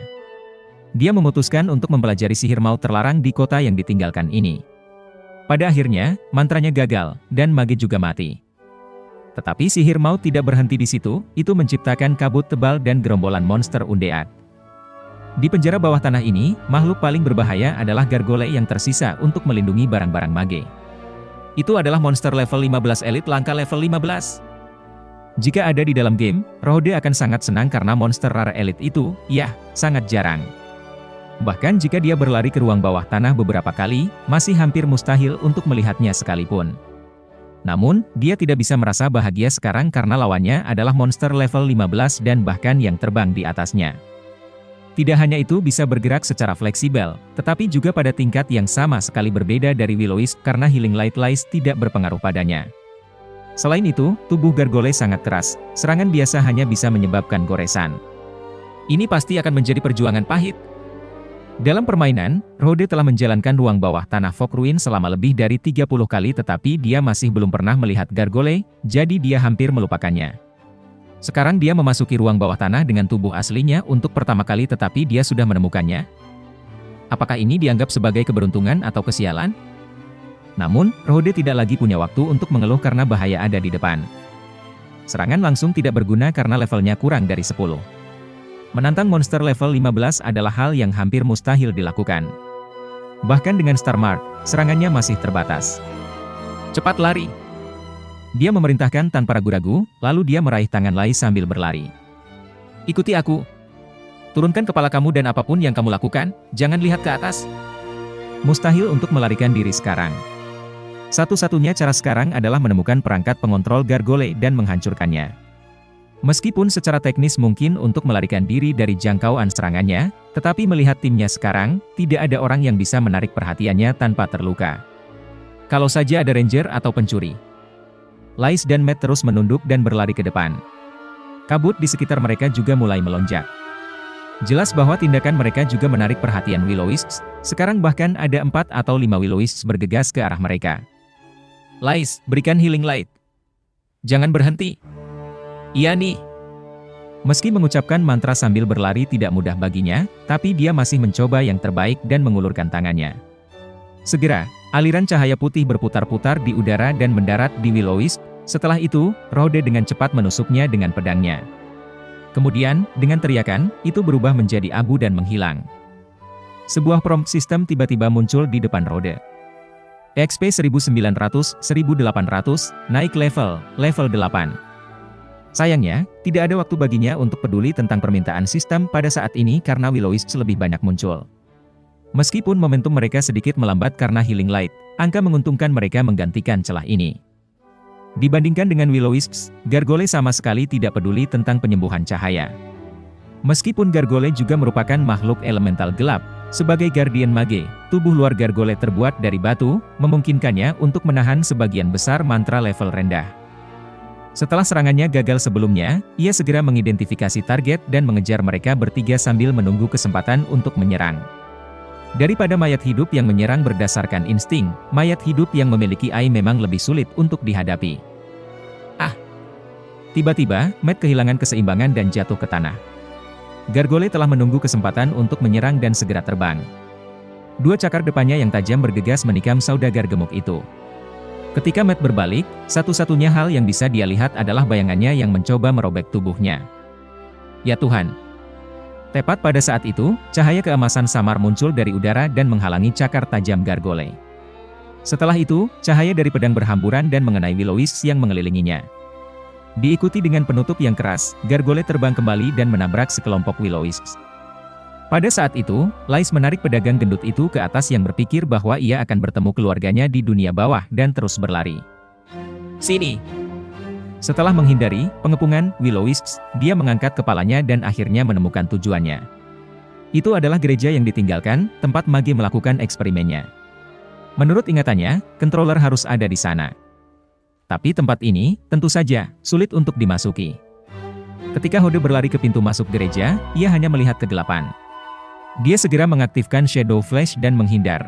Pada posisi sebelumnya sedetik yang lalu adalah Gargole lain yang duduk di tanah, cakar-cakarnya digali jauh di dalam tanah, menghancurkan batu hijau yang dulu pernah berdiri di atasnya. Cih! Hode mengutuk. Pada saat yang sama, ia dengan cepat melirik dan menemukan bahwa Gargole di kedua sisi pintu masuk gereja telah hilang. Tentu saja, dia bisa membayangkan kemana mereka pergi. Dia benar-benar bertemu dua dalam satu putaran. Sepertinya dia memenangkan lotre hari ini. Kalian berdua, cepat masuk ke dalam dan menemukan controller. Dia menghadapi Gargole sambil berteriak pada Lais dan Matt. Orang-orang Will-O-Wisps itu tidak akan mengejar kalian berdua, aku akan menghadapi mereka berdua. Kalian mengambil kesempatan ini dan segera masuk. Temukan perangkat kontrol, dan kemudian hancurkan. Hati-hati dengan jebakan. Tapi, Tuan Rode kamu. Ini perintah. Rode menyela Lais dengan dingin. Dia memegang tanda bintang dan memotong ke depan. Sebuah cahaya putih langsung muncul di tepinya, menyebabkan Gargole menjerit saat mereka terbang, lolos dari serangan Rode. Tetapi dengan melakukan itu, mereka juga membuka jalan menuju gereja. Cepat, pergi! Bab 17, Membuka Kunci Pohon Bakat. Logam dan batu saling bertabrakan, memicu percikan terang. Rode mundur beberapa langkah ke belakang. Tumbukan besar menyebabkan pedangnya bergetar, menghasilkan gelombang dahsyat yang merambat dari lengannya ke tubuh bagian atas. Seperti yang diharapkan, Gargole level 15 adalah lawan yang tidak bisa dianggap enteng terutama ketika ada dua. Gargole unik karena kecerdasan mereka. Biasanya, itu adalah sesuatu yang dia khawatirkan, tetapi karena kecerdasan itu, AI membuat gerakan yang kurang mengancam karena kehati-hatian. Terutama setelah diserang oleh Blade of Destruction. Ketika pedang Rode memancarkan cahaya putih, Gargole segera berteriak dan terbang kembali. Adapun yang lainnya, meskipun belum kena, itu juga menjadi ragu, memberi Rode kesempatan untuk bernapas. Tapi itu hanya sesaat. Rode memegang bintang Mark dengan kuat di tangannya saat dia mempelajari Gargole yang melayang-layang. Kemudian, dia mengepalkan giginya dan menenangkan dirinya sendiri. Meskipun kedua Gargole takut akan Blade of Destruction miliknya, dia mengetahui bahwa keduanya tidak akan melepaskannya dengan mudah. Meskipun mereka berada di jalan buntu sekarang, itu tidak akan bertahan lama. Ketika dia naik level, dia telah menaikkan Moon Shadow Swordsmanship menjadi rang D44, yang pada gilirannya mengurangi konsumsi soul power dari Blade of Destruction. Namun, itu akan menjadi masalah jika sering digunakan. Selain itu, ini bahkan bukan pertempuran terakhir, Rode tahu bahwa dia harus menyelamatkan sebagian kekuatannya kalau terjadi kesalahan. Dan karena dia adalah satu-satunya pejuang di antara ketiganya, jika dia menggunakan semua kekuatannya, situasinya akan berubah menjadi sangat buruk. Kedua gargole tidak terus menatapnya. Sebaliknya, mereka terbang bolak-balik ketika mereka mengulurkan cakarnya untuk menyerang Rode, hanya menarik kembali begitu mereka menemukan bahwa dia memiliki niat untuk melawan. Pertarungan tanpa akhir semacam ini membutuhkan banyak stamina, tetapi karena kedua gargole dibuat dari alkimia, itu sama sekali bukan masalah bagi mereka. Namun, itu tidak sama untuk Rode. Keringat perlahan menetes di dahinya. Tubuhnya berada dalam posisi bertahan untuk jangka waktu yang lama dan dia tahu bahwa dia secara bertahap akan menjadi lelah. Tapi Rode tidak bisa mundur. Dia tahu bahwa dengan kemampuannya saat ini, hampir mustahil untuk mengalahkan dua gargole, dan itulah sebabnya satu-satunya harapannya adalah Lais. Namun, sepertinya aku lupa mengingatkan mereka untuk memperhatikan lingkaran perlindungan. Setelah merenung sejenak, dia mengangkat bahu dan mengalihkan fokusnya ke gargole di depannya. Toh itu tidak berbahaya. Tiba-tiba, Matt menjerit kesakitan. Ah! Dia jatuh ke tanah dan seluruh tubuhnya berkedut tanpa henti. Aku akan mati. Membantu. Membantu. Kamu baru saja membuat Mr. Matt tercengang. Kamu tidak akan mati karena itu. Lais membalik-balik benda-benda di atas meja berdebu dan sarang laba-laba, kebanyakan hanya puing-puing yang sudah terkikis. Dia dengan santai melemparkan healing light ke Matt tanpa melihat dan terus mencari lagi. Meskipun sebagian besar penyihir akan mengeluarkan banyak mantra pelindung untuk melindungi rahasia mereka, gereja ini telah dilupakan untuk waktu yang lama. Dengan demikian, kekuatan lingkaran pelindung telah melemah sekitar 70% minus 80%, jadi itu tidak terlalu berbahaya. Sebagai setengah malaikat, resistensi sihir Lai cukup kuat, sehingga lingkaran pelindung yang lemah ini tidak benar-benar memengaruhinya. Di bawah pengaruhnya, lingkaran-lingkaran yang seharusnya memicu api dan kilat hanya menciptakan kedipan sebelum menghilang. Namun, Emermet yang malang telah membantu perangkap-perangkap ini untuk mendapatkan kembali kepercayaan diri mereka. Karena dia hanya orang biasa dan tidak memiliki resistensi sihir, reaksinya membuat lingkaran pelindung tampak mengancam. Tempat ini mengerikan, pria itu bergumam sambil mengamati sekelilingnya. Matt lalu mengangkat debu dari pakaiannya sebelum berdiri lagi. Di gereja yang gelap, satu-satunya cahaya yang menyinari kegelapan adalah cahaya suci yang telah dilemparkan Lais. Tapi ini hanya membuat Matt lebih takut karena dia bisa dengan jelas mendeteksi lokasi lingkaran sihir aneh. Selain itu, cahaya juga mengungkapkan tumpukan tulang yang tak menyenangkan yang berserakan di lantai hitam. Adegan ini cukup membuat kakinya lemas. Dan seakan itu tidak cukup menakutkan, ketika dia melihat noda darah di dinding, dia hampir lari ketakutan. Jika bukan karena sikap tenang Lais yang membuatnya merasa malu sebagai laki-laki, dan karena gargole di pintu masuk yang bahkan lebih berbahaya, kemungkinan besar dia sudah melarikan diri sejak lama.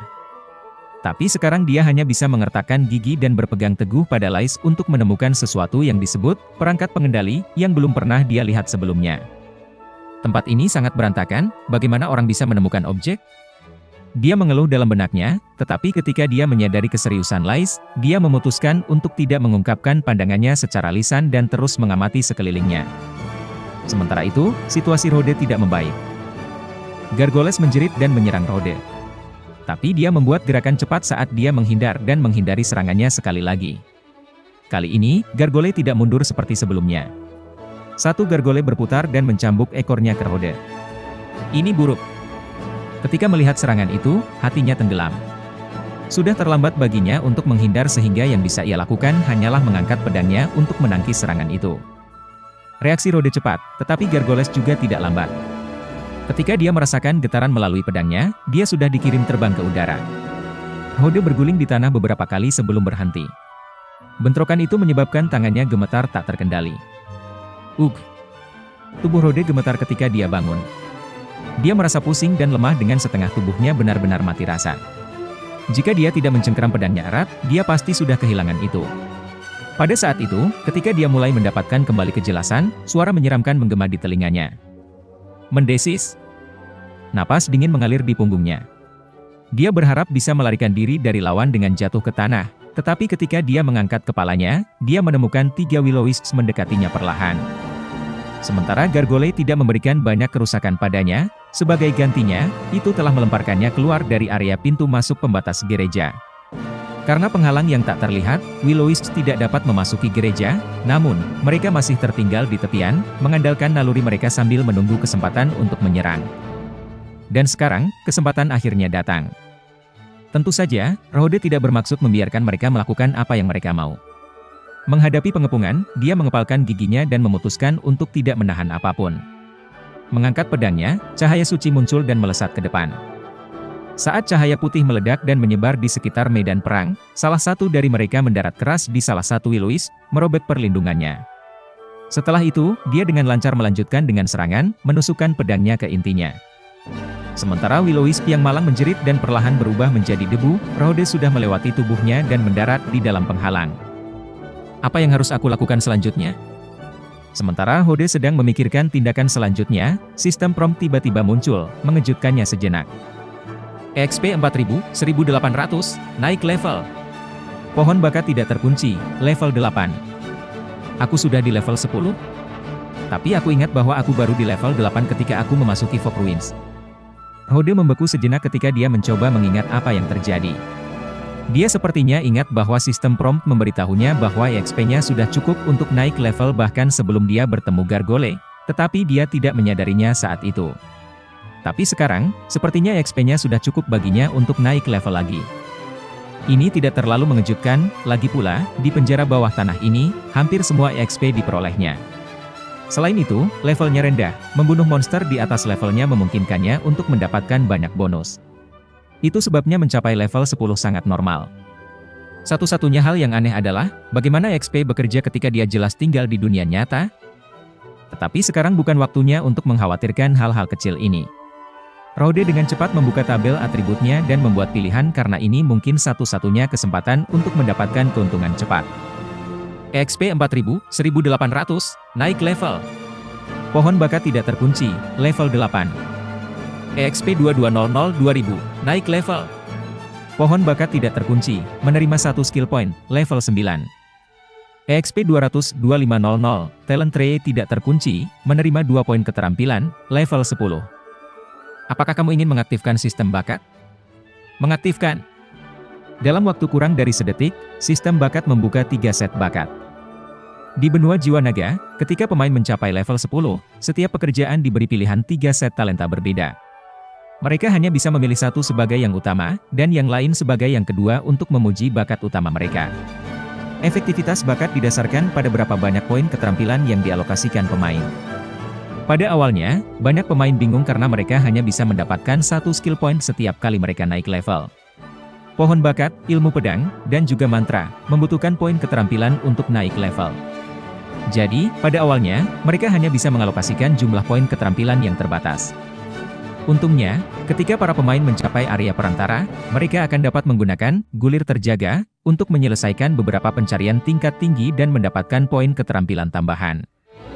Kelas pendekar roh Rohde memiliki 3 jenis talenta yang berbeda, memanggil Master, Soul Messenger, dan Hell Lord. Untuk Master Pemanggilan, ketika diratakan ke level tertentu, itu bisa meningkatkan jumlah roh pemanggil. Para pemain memilih Soul Messenger untuk memperkuat kekuatan semangat kebangkitan mereka. Adapun Hell Lord, ketika makhluk hidup non-manusia terbunuh, ia memiliki kekuatan khusus untuk mengubah mayat menjadi roh pemanggil berdasarkan persentase tertentu. Tentu saja, konversi terbatas pada atribut undead. Dapat dikatakan bahwa setiap bakat memiliki pro dan kontra mereka sendiri. Guru pemanggil, mengandalkan angka untuk menang, messenger utusan jiwa, berfokus pada kualitas, tetapi binatang buas jarang ditemukan dan begitu pula jiwa cores. Hell Lord juga merupakan pilihan yang baik. Jika itu adalah orang biasa, mereka akan ragu untuk bakat yang menyerah. Tapi bagi Rohde, itu bukan masalah karena dia telah memainkan kelas Spirit Swordsman selama 7 tahun. Dia sudah menghafal semua keterampilan dan bahkan memegang gelar de facto dari Walking Library, yang diberikan oleh para pemain yang menghargai pengetahuannya.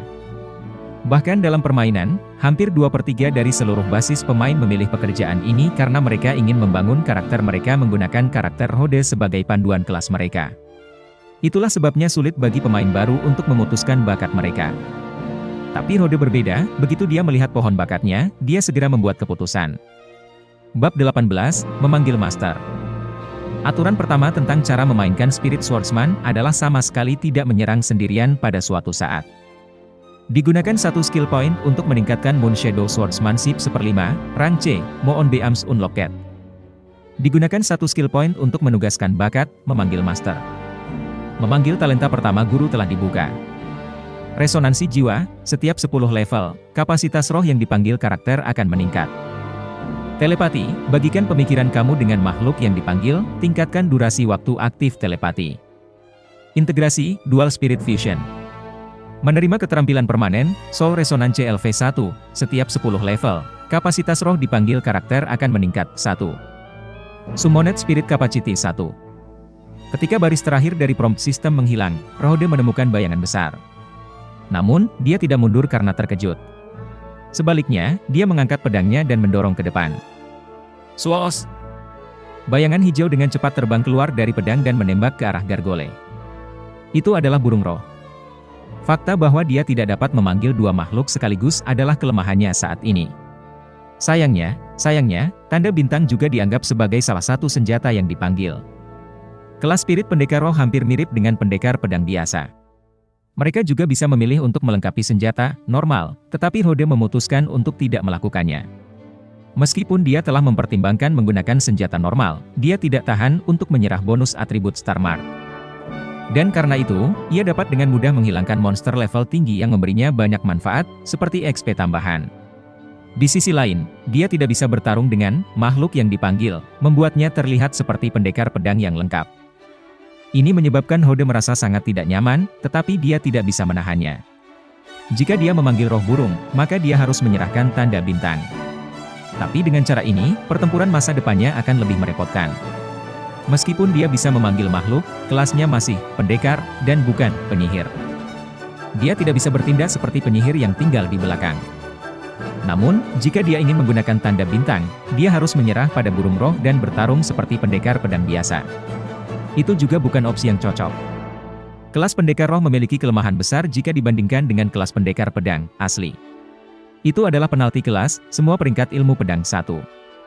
Ini berarti bahwa jika pendekar pedang asli mencapai peringkat tertinggi SSS, maksimum yang bisa dicapai pendekar pedang adalah hanya peringkat SS, tidak peduli berapa banyak upaya yang mereka lakukan. Terlebih lagi, pada awalnya, kedua titik awal kelas berbeda. Seorang pendekar pedang dimulai dengan pangkat B, tetapi Rode, sebagai pendekar roh, dimulai dengan pangkat E. Itulah perbedaannya. Dapat dikatakan bahwa sampai sekarang, Rode berjuang sangat keras. Jika itu bukan karena tanda bintang dan pengetahuannya yang mendalam tentang benua jiwa naga, dia akan sangat sengsara. Terlebih lagi karena dia sudah terbiasa dengan makhluk pemanggil dan gaya bertarungnya. Itu membuatnya merasa sangat tertekan. Dan sekarang, setelah memilih bakat, memanggil guru, berat badannya di pundaknya akhirnya berkurang. Ya, meskipun Spirit Swordsman tidak memiliki kekuatan menyerang yang kuat, mereka bukan tipe yang hanya akan berlari ke monster dan menyerang hal-hal tanpa berpikir. Saat burung roh terbang maju, Gargole tidak bisa bereaksi pada waktunya. Itu bisa merasakan kekuatan sihir dari lawannya, tapi Ainya tidak bisa mengetahui benda apa yang ada di depannya. Tetapi ia masih mengidentifikasi pihak lain sebagai musuh, jadi ia menyerang dengan cakarnya. Tetapi pada saat ini Gargole ketinggalan. Ketika cakar akhirnya bertemu musuhnya, burung roh tiba-tiba menghilang menjadi kepulan asap. Udara yang menyebar di dalam cakarnya melayang tertiup angin, tanpa meninggalkan jejak. Tidak memberikan kesempatan bagi Gargole untuk bereaksi, Rode bergegas maju, memegang pedang di tangannya erat-erat ketika dia mengayunkannya ke bawah. Bulan perak muncul dari pedangnya saat ia terbang menembus sasarannya. Ini adalah Moon Shadow Swordsmanship 3 RD skill, Moonbeams. Meskipun itu sama dengan Blade of Destruction karena serangan itu kental dari aura pedang. Tapi efeknya benar-benar berbeda, Blade of Destruction menciptakan cahaya yang menembus ke depan. Meskipun itu kuat, tapi awe terlalu kecil yang membuatnya sangat mudah untuk dihindari.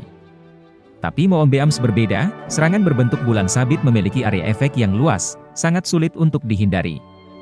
Seperti yang diharapkan, menghadap cahaya pedang yang masuk, Gargole mengepakkan sayapnya dengan panik, mencoba melarikan diri dari serangan lawannya. Tapi itu terlalu lambat, dan cahaya menembus sayap kanannya. Gargole bergetar hebat dan mulai kehilangan ketinggian. Tapi Rode belum selesai. Ketika berusaha mempertahankan keseimbangannya, Rhode mengambil 2 langkah maju dan melambaikan tangan kirinya, membuat gerakan tangan yang aneh. Burung roh yang sebelumnya berubah menjadi embusan angin tiba dari belakang Gargole dan membekukan tubuhnya sekali lagi. Diikuti oleh suara tweeting, angin menghantam langsung ke belakang Gargole. Tabrakan membuat dampak yang kuat yang membuat Gargole terbang jauh. Ini membuat Gargole semakin marah ketika ia mulai berteriak keras. Tapi Rhode tidak menunggu sampai mengekspresikan kemarahannya ketika dia mengendarai cahaya berkilauan ke Gargole. 1, 2, 3. Blade of Destruction secara akurat dan terus-menerus menembus sayap kanan Gargole.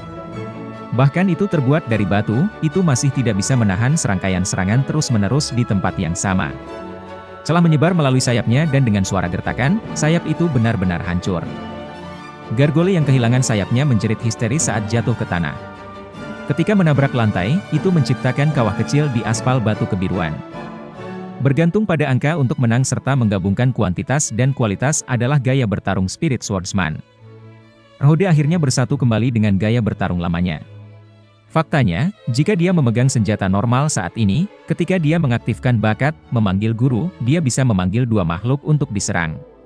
Pada saat itu, belum lagi monster elit langka, bahkan jika itu adalah monster boss, dia pasti akan membunuhnya. Sayangnya, dunia ini tidak memiliki seandainya. Realitas itu keras. Dia tidak memiliki semangat kedua untuk memanggil. Itu sebabnya dia menyerah ide ini dan segera mundur. Karena pada saat ini, Gargole kedua sudah bergegas menuju ke arahnya. Mungkin ketika melihat kawannya diserang, ia bergegas secepat mungkin. Adapun Rhode, karena dia sekarang bisa memanggil roh burung, dia tidak berniat untuk melawannya secara langsung. Sebagai gantinya, dia mengangkat kepalanya untuk menatap monster yang pernah membuatnya begitu sengsara dan kemudian meniup peluit. Angin kencang dengan cepat memblokir bayangan hitam yang mencoba menyerangnya, melemparkan Gargole dari lintasan penerbangannya saat jatuh dan berguling beberapa kali ke tanah, hanya berhenti ketika menabrak dinding gereja. Tentu saja, Rhode tidak akan melewatkan kesempatan yang baik untuk membalas. Di bawah perintahnya, angin puyuh hijau berkumpul dari bawah. Burung roh kemudian merentangkan sayapnya dan menyerang musuhnya sekali lagi. Dalam sekejap mata, dia beralih dari pertahanan ke pelanggaran. Gargole, yang sebelumnya memiliki keunggulan udara, sekarang membumi. Rhode yang sebelumnya di bawah banyak tekanan berhasil mengubah keadaan. Dia sengaja membuat roh burung memisahkan kedua Gargole sehingga mereka bisa mempertahankan pertempuran 2 versus 1, dan memastikan bahwa yang lain tidak punya cara untuk menyelamatkan kawannya. Meskipun situasinya telah berubah menjadi lebih baik, Rhode masih tidak dapat melanjutkan pertempuran berikutnya. Bentrokan baru-baru ini mengkonsumsi lebih dari setengah dari kekuatan jiwa saat ini. Di dalam game, setelah kamu naik level, avatar kamu akan secara otomatis diisi kembali secara maksimal. Tapi tentu saja, kenyataannya tidak seperti itu.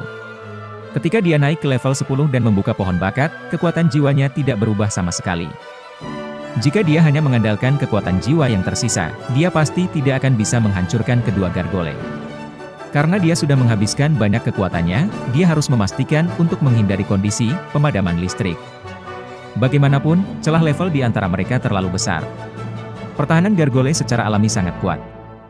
Bahkan dengan Blade of Destruction, dia hanya bisa menghancurkan salah satu sayapnya yang tidak benar-benar merusak mereka sampai mati. Tetapi karena dia hampir menghabiskan semua kekuatannya dan masih ada satu Gargole lagi yang harus dia hadapi sendirian, bahkan seorang idiot pun akan tahu apa hasilnya. Saat ini satu-satunya hal yang bisa ia lakukan adalah mengulur waktu sampai Lais dan Matt menemukan alat pengontrol. Kalau tidak, meja-meja itu akan menghadapnya lagi.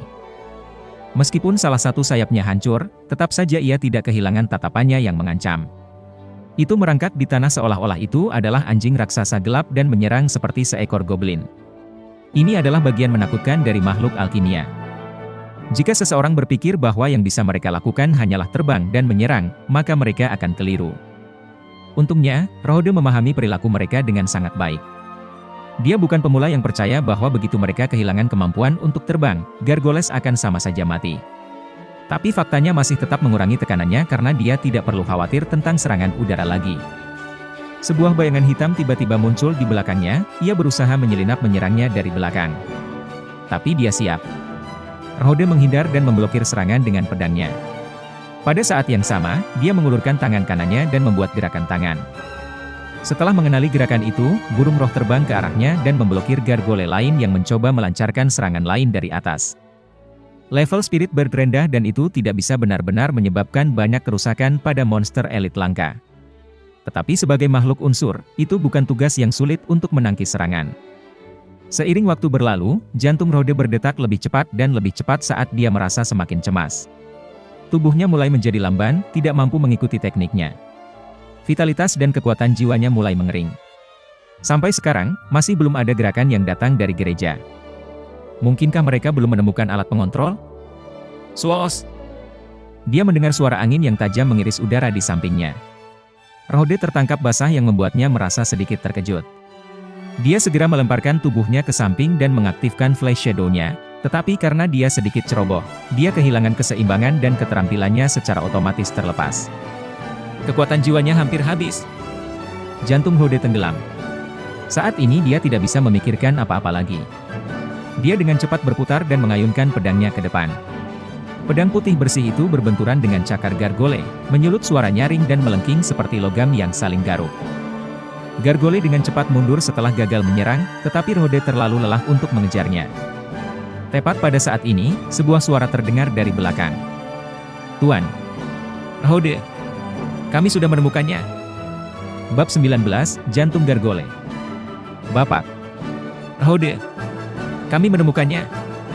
Mendengar suara ini, Rode segera menoleh ke belakang dan melihat Matt dengan gembira berdiri di pintu masuk gereja. Dia memegang patung yang indah. Itu adalah patung Gargole dalam posisi meringkuk, mata mereka terbuat dari rubi, samar-samar memancarkan jejak kilau merah gelap. Itu perangkat pengontrol. Tindakan Matt menarik perhatian kedua gargole. Sebagai makhluk alkimia, mereka tentu tahu apa patung itu. Karena itu, kedua gargole segera mengalihkan perhatian mereka ke Matt. Menemukan bahwa dua monster yang menakutkan menembaknya, Matt tidak bisa menahan diri untuk tidak berteriak. Dia ingin lari jauh, tetapi pada saat itu, Rode berteriak padanya. Lemparkan! Matt berhenti sejenak ketika mendengar suara Rode, dan kemudian ia melirik ke arah dua gargole yang maju ke arahnya. Dia tidak punya keraguan tentang kemampuan mereka untuk menghancurkannya berkeping-keping, tapi tetap saja, dia menguatkan pikirannya dan melemparkan patung hitam itu. Akurasi melempar saudagar gemuk itu mengerikan. Ketika dia melemparkannya, sementara itu masih terbang melengkung, arah yang dia lemparkan ke arah itu benar-benar berlawanan dari target yang dia maksudkan. Dapat dikatakan bahwa dia bahkan tidak melemparkannya ke Rode, melainkan, dia melemparkannya ke arah dua gargole sebagai gantinya. Jika ada yang menonton adegan ini saat ini, mereka akan percaya bahwa Matt membantu kedua gargole alih-alih Rode. Kedua gargole terkejut sesaat ketika mereka menatap hadiah yang dikirimkan kepada mereka. Tapi mereka masih merentangkan cakarnya untuk meraih patung kecil itu. Tepat ketika mereka berpikir bahwa mereka akan berhasil, angin sepoi-sepoi tiba-tiba melaju di samping mereka. Itu adalah burung roh yang tidak terlihat. Tembakan itu melesat di udara dan menyambar patung itu sebelum gargole bisa bereaksi. Langkah dari Rode ini merupakan upaya terakhirnya pada kekuatan apapun yang tersisa. Kemudian, dia menyimpan pedangnya dan membuat snap dengan tangan kanannya. Burung roh pulang kembali ke arah Rode ketika mendengar suara. Kedua gargole juga berhenti di tengah jalan dan segera mengunci pandangan mereka ke arah Rode lagi. Swos! Gargole yang ada di tanah memutar tubuhnya dan mengibaskan ekornya ke arah burung roh. Meskipun dampaknya tidak menyebabkan banyak kerusakan, itu tetap mendistorsi elemen angin yang membentuk keberadaannya. Namun, burung roh tidak menyerah dan terus berusaha meningkatkan kecepatannya. Itu mengepakkan sayapnya dengan kuat dan terbang ke arah Rode. Tapi semuanya tidak berjalan seperti yang diharapkan. Tiba-tiba, sebuah cakar muncul dari langit, menghancurkan tubuh burung roh. Elemen angin yang terdistorsi tidak bisa lagi mempertahankan bentuknya dan kembali ke penampilan aslinya, terbawa angin. Patung hitam yang dibawa roh burung terbang jauh karena dampaknya. Dalam sekejap, dua bayangan besar muncul dari belakang. Mereka merentangkan cakar mereka dan membuka mulut mereka, berusaha menjangkau patung itu, hanya untuk mengetahui bahwa itu telah jatuh ke tangan Rode. Memperoleh perangkat pengendali gargole, diidentifikasi. Perintah. Perintah untuk berhenti. Rode berbicara dengan suara rendah dan gargoles yang bermusuhan berhenti tiba-tiba. Cahaya terang pada tubuh gargoles secara bertahap berubah redup dan lampu merah pijar pada gargoles juga menghilang dalam sekejap. Dua bayangan besar terbang melewati Rode dan menabrak tanah. Ledakan! Diikuti oleh getaran, Gargole yang telah kehilangan kekuatannya, kembali menjadi patung. Saat ini, mereka diam-diam duduk di dekat Rhode. Setelah kehilangan kekuatan sihir mereka tidak sekeras sebelumnya. Sisa-sisa mereka tersebar di tanah. Mendesah. Rhode akhirnya bisa bernapas. Pada saat ini, dia merasa tidak punya energi lagi. Dan karena konsumsi yang berlebihan dari kekuatan jiwa, ia kehilangan kekuatannya untuk berdiri. Bahkan tangan kanannya yang memegang patung itu merasa tidak berdaya. Tapi di permukaan, dia masih memasang ekspresi tenang di wajahnya dan berdiri teguh. Dia kemudian menaruh patung itu di sakunya. "Bapak." "Rhode." Lais dan Matt berlari ke arahnya dan menatapnya dengan ekspresi khawatir dan cemas. "Apakah kamu baik-baik saja?" "Aku baik-baik saja." Rhode menarik napas dalam-dalam. Saat ini, dia benar-benar ingin duduk dan beristirahat sebentar. Dalam permainan, konsumsi daya soul power juga akan mempengaruhi pergerakan karakter. Tapi merasakan sensasi seperti itu pada tubuh aslinya memang terlalu banyak. Dia belum bisa jatuh. Untungnya, setelah memindai kabut di sekitarnya, dia tidak menemukan lagi Will-O-Wisps di sekitarnya. Tampaknya mereka menyerah dan pindah. Meskipun demikian, walaupun itu tidak berarti bahwa mereka telah menyerah sepenuhnya, itu masih kabar baik. Rhode tidak memiliki kebiasaan mengekspresikan emosinya secara eksplisit. Sebagai pemimpin tim, ia harus selalu tenang dan tidak panik hanya karena hal-hal sepele. Jika dia berteriak dan berteriak setiap kali dia menghadapi kesulitan, maka pasti bawahannya tidak akan memperlakukannya dengan serius. Meskipun Rhode saat ini bukan lagi pemimpin guild dari ribuan pemain, kebiasaannya ini masih mempengaruhi dirinya. Karena sikapnya yang tenang, itu membuat Lais dan Matt merasa lega. Lagi pula, ketika mereka masih mencari perangkat pengontrol, mereka sangat cemas dengan situasi di luar. Lais berusaha sangat keras, tetapi dalam hal identifikasi barang, Matt ternyata lebih baik daripada dia. Akhirnya, mereka menemukan patung kecil ini diletakkan di sudut ruangan tertentu. Mereka harus mengakui, waktu mereka sempurna. Jika ada di antara mereka yang terlambat hanya sedikit, mungkin situasi saat ini akan sangat berbeda. Awalnya, Rhode berencana untuk melewati Fog Ruins dengan cepat. Tetapi karena kedua Gargole, dia harus berubah pikiran. Toh, menghadapi kedua patung itu hampir seluruhnya menghabiskan kekuatannya. Jika dia tidak beristirahat, maka pertempuran selanjutnya akan lebih berbahaya. Dengan demikian, Rhode akhirnya memutuskan untuk tidur di gereja selama 1 malam dan melanjutkan keesokan harinya. Dia tidak perlu khawatir tentang penyergapan karena, kembali ke permainan, gereja ini digunakan oleh pemain untuk beristirahat dan mengatur jarahan, jadi seharusnya tidak ada masalah yang signifikan.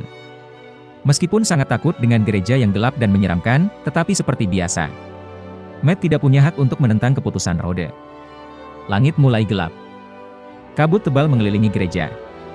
Mengintip melalui jendela, tidak ada yang bisa dilihat sama sekali.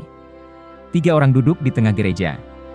Kayu yang ditinggalkan dan membusuk dari bangku dan meja telah berubah menjadi kayu bakar.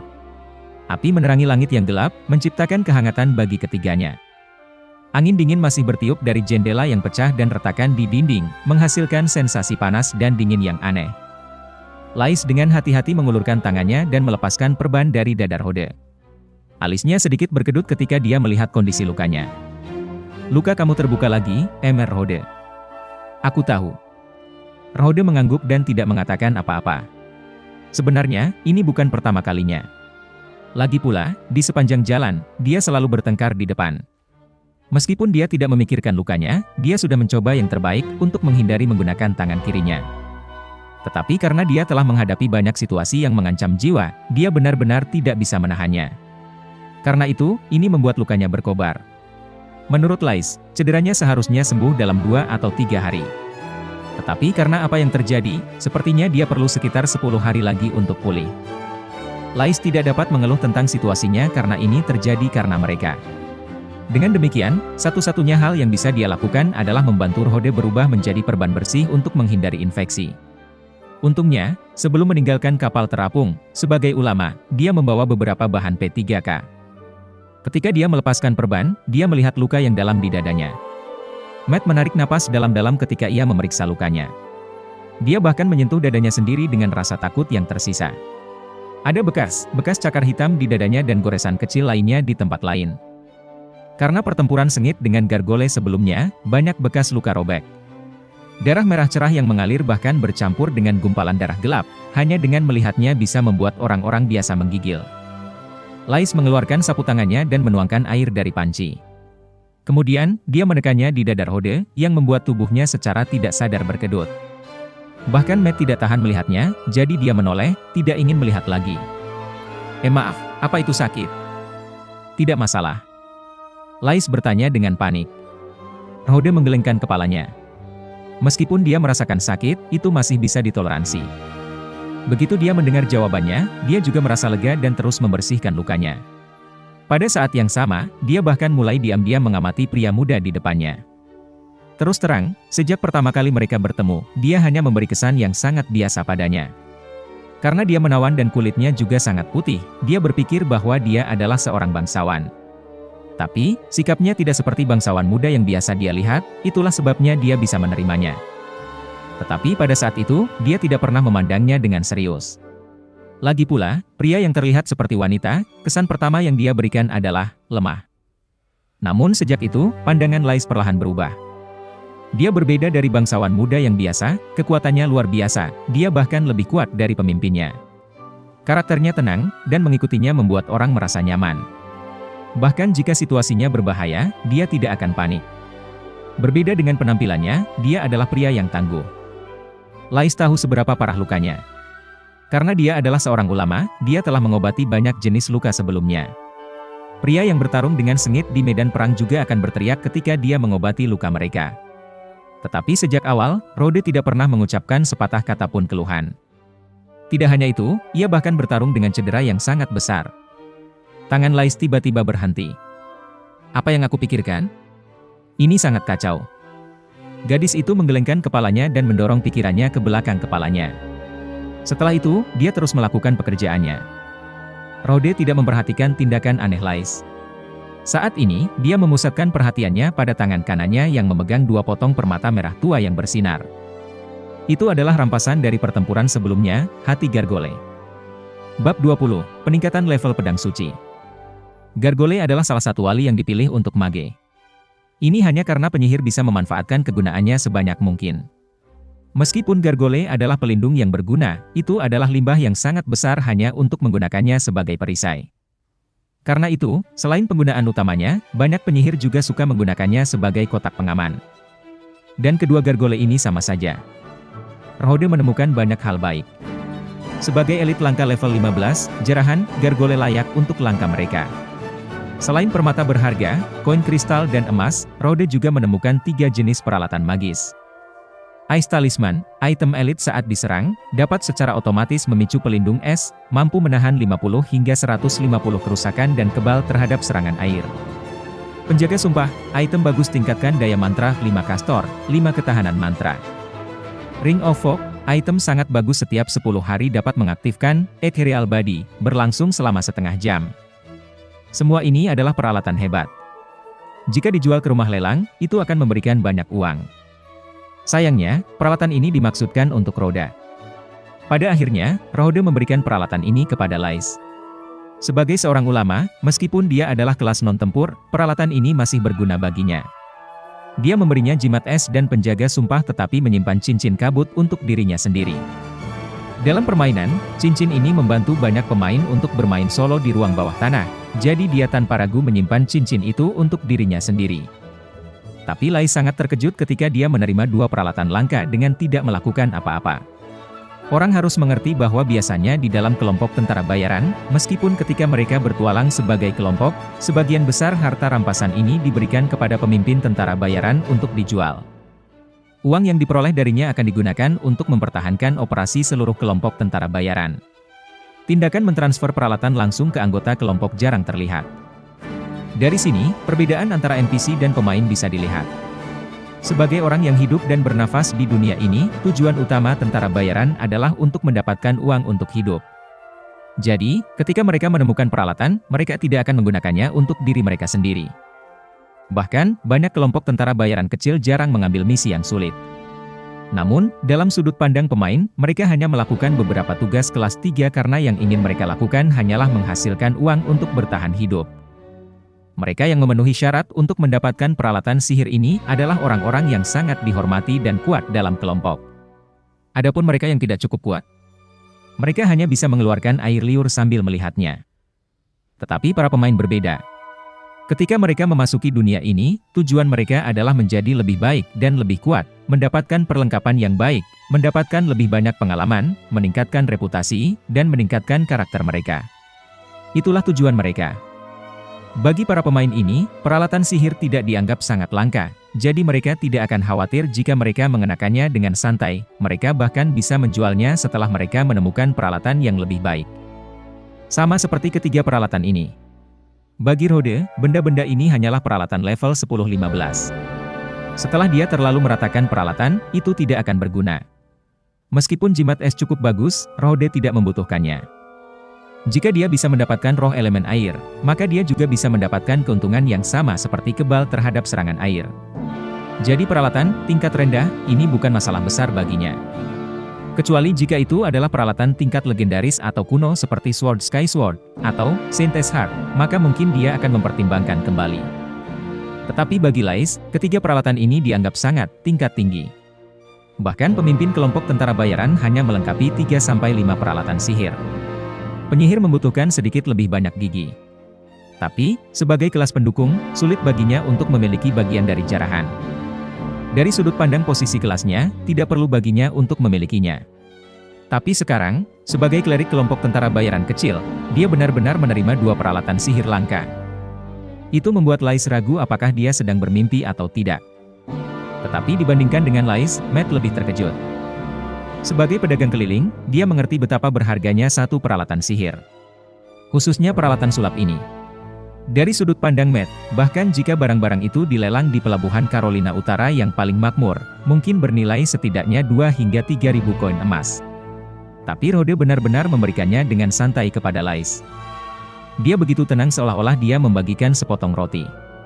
Itu juga bukan tindakan ketenangan di mana titik utamanya adalah meninggalkan kesan yang baik. Tapi sebaliknya, dia benar-benar tenang, yang berarti bahwa Rode jujur tidak peduli dengan peralatan sihir ini sama sekali. Tanpa ragu, ini adalah sesuatu yang tidak bisa dilakukan oleh orang kebanyakan. Dalam hidupnya, Matt berurusan dengan banyak jenis orang, tentara bayaran, dan bangsawan. Bahkan bagi mereka, peralatan sihir ini sangat berharga. Sangat sedikit orang yang bisa membuang peralatan ini seperti yang dilakukan Rode. Jadi apa artinya ini? Ini berarti bahwa dalam sudut pandang Rode, peralatan sihir ini sama sekali tidak layak disebut. Ini juga mencerminkan identitasnya yang luar biasa. Jika Matt hanya memikirkan Rode sebagai anggota biasa bangsawan di benua itu sebelumnya, maka sekarang akan mulai menghubungkannya dengan bangsawan tinggi atau keluarga kerajaan. Karena hanya orang-orang seperti itu yang memiliki modal untuk meremehkan peralatan sihir, seperti halnya pria dengan kekayaan yang tak terhitung banyaknya, ia tidak akan peduli dengan sedikit uang ini. Tetapi, sedikit uang, ini bisa menjadi sesuatu yang orang biasa tidak akan dapat menghasilkan sepanjang hidup mereka. Memikirkan hal ini membuat saudagar gemuk itu bersemangat. Sebagai figur kecil di antara para pedagang, dia tidak memiliki kesempatan untuk bertemu dengan bangsawan tinggi sering. Biasanya, bangsawan memiliki dukungan pribadi mereka sendiri. Mereka tidak akan repot-repot melihat pedagang seperti dia. Tapi sekarang adalah kesempatannya. Jika dia bisa menangkapnya, maka mungkin akan ada harapan. Sementara pikiran-pikiran ini terlintas dalam benaknya, dia tiba-tiba teringat tentang usahanya yang gagal melempar patung tadi. Bahkan jika pemuda ini tidak mengeluh, dia bisa mengerti bahwa tindakannya sampai sekarang tidak membuktikan dirinya bernilai bagi Rode. Dia hanya bisa menghela nafas ketika memikirkan hal ini. Rode benar-benar tidak peduli dengan ketiga peralatan itu. Yang dia anggap berharga adalah 2 permata di telapak tangannya, jantung gargole. Medium kondensasi jiwa buatan. Mengatakannya seperti ini mungkin terdengar agak rumit. Tetapi dari sudut pandang pemain, jika Gargole adalah robot, maka Gargole S-Heart adalah chip CPU. Itu sangat berharga. Di benua jiwa naga, alkimia kehidupan adalah keterampilan tingkat yang sangat tinggi. Hanya Tuhan yang memiliki kemampuan untuk menciptakan jiwa. Bahkan seorang mage tidak bisa melanggar aturan ini, dan dengan demikian, menciptakan jiwa buatan adalah pilihan terakhir mereka. Justru karena ini, inti jiwa buatan yang lengkap sangat langka dan tidak setiap mage bisa menggunakannya. Tetapi bagi mages, alkimia kehidupan tiruan adalah salah satu tujuan tertinggi dalam hidup mereka. Itu seperti pria yang tinggi, tampan dan kaya. Mereka masih harus memiliki mobil sport untuk dapat membuktikan nilainya. Kebanyakan mage menyimpannya dekat dengan mereka. Itu jarang beredar di pasar, dan pembuatan inti jiwa buatan juga sangat langka. Tentu, harganya sangat tinggi. Jika dijual dalam pelelangan normal, nilainya akan lebih dari 10.000 koin emas, dan mungkin bahkan lebih tinggi di pasar gelap. Berdasarkan kualitas warna, jiwa buatan terbaik bahkan dapat menjual dalam jutaan, yang cukup untuk membeli sepotong wilayah kecil.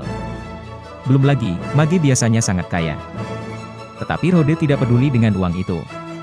Pengalaman bertahun-tahun sebagai pemain telah mengajarinya bahwa uang bisa diperoleh secara bertahap. Tetapi tidak peduli berapa banyak uang yang dapat dihasilkan, itu tetap tidak akan pernah cukup. Karena ada hal-hal yang bahkan uang tidak bisa beli. Misalnya, fungsi lain dari Gargoyle SH. Peningkatan level kekuatan dan pemanggilan evolusi roh 1. Pengalaman roh yang dipanggil dibagikan dengan pemegangnya. Biasanya dalam pertempuran, jika Rode mendapatkan 1000 EXP, sebenarnya dia hanya akan menerima 700 EXP.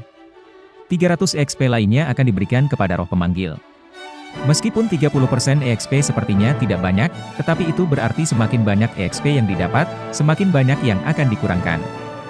Ini adalah alasan lain mengapa kelas Spirit Swordsman lebih sulit untuk naik level daripada kelas lainnya. Katakanlah Rode mengambil kelas lain. Jika dia adalah pemain level 8 dan dia menerima EXP 5 orang yang jelas, levelnya harus naik menjadi sekitar level 12 atau 13. Tetapi berbeda dengan Spirit Swordsman, karena Greenberg dan Starmark, dia hanya akan level hingga 10 sebagai gantinya.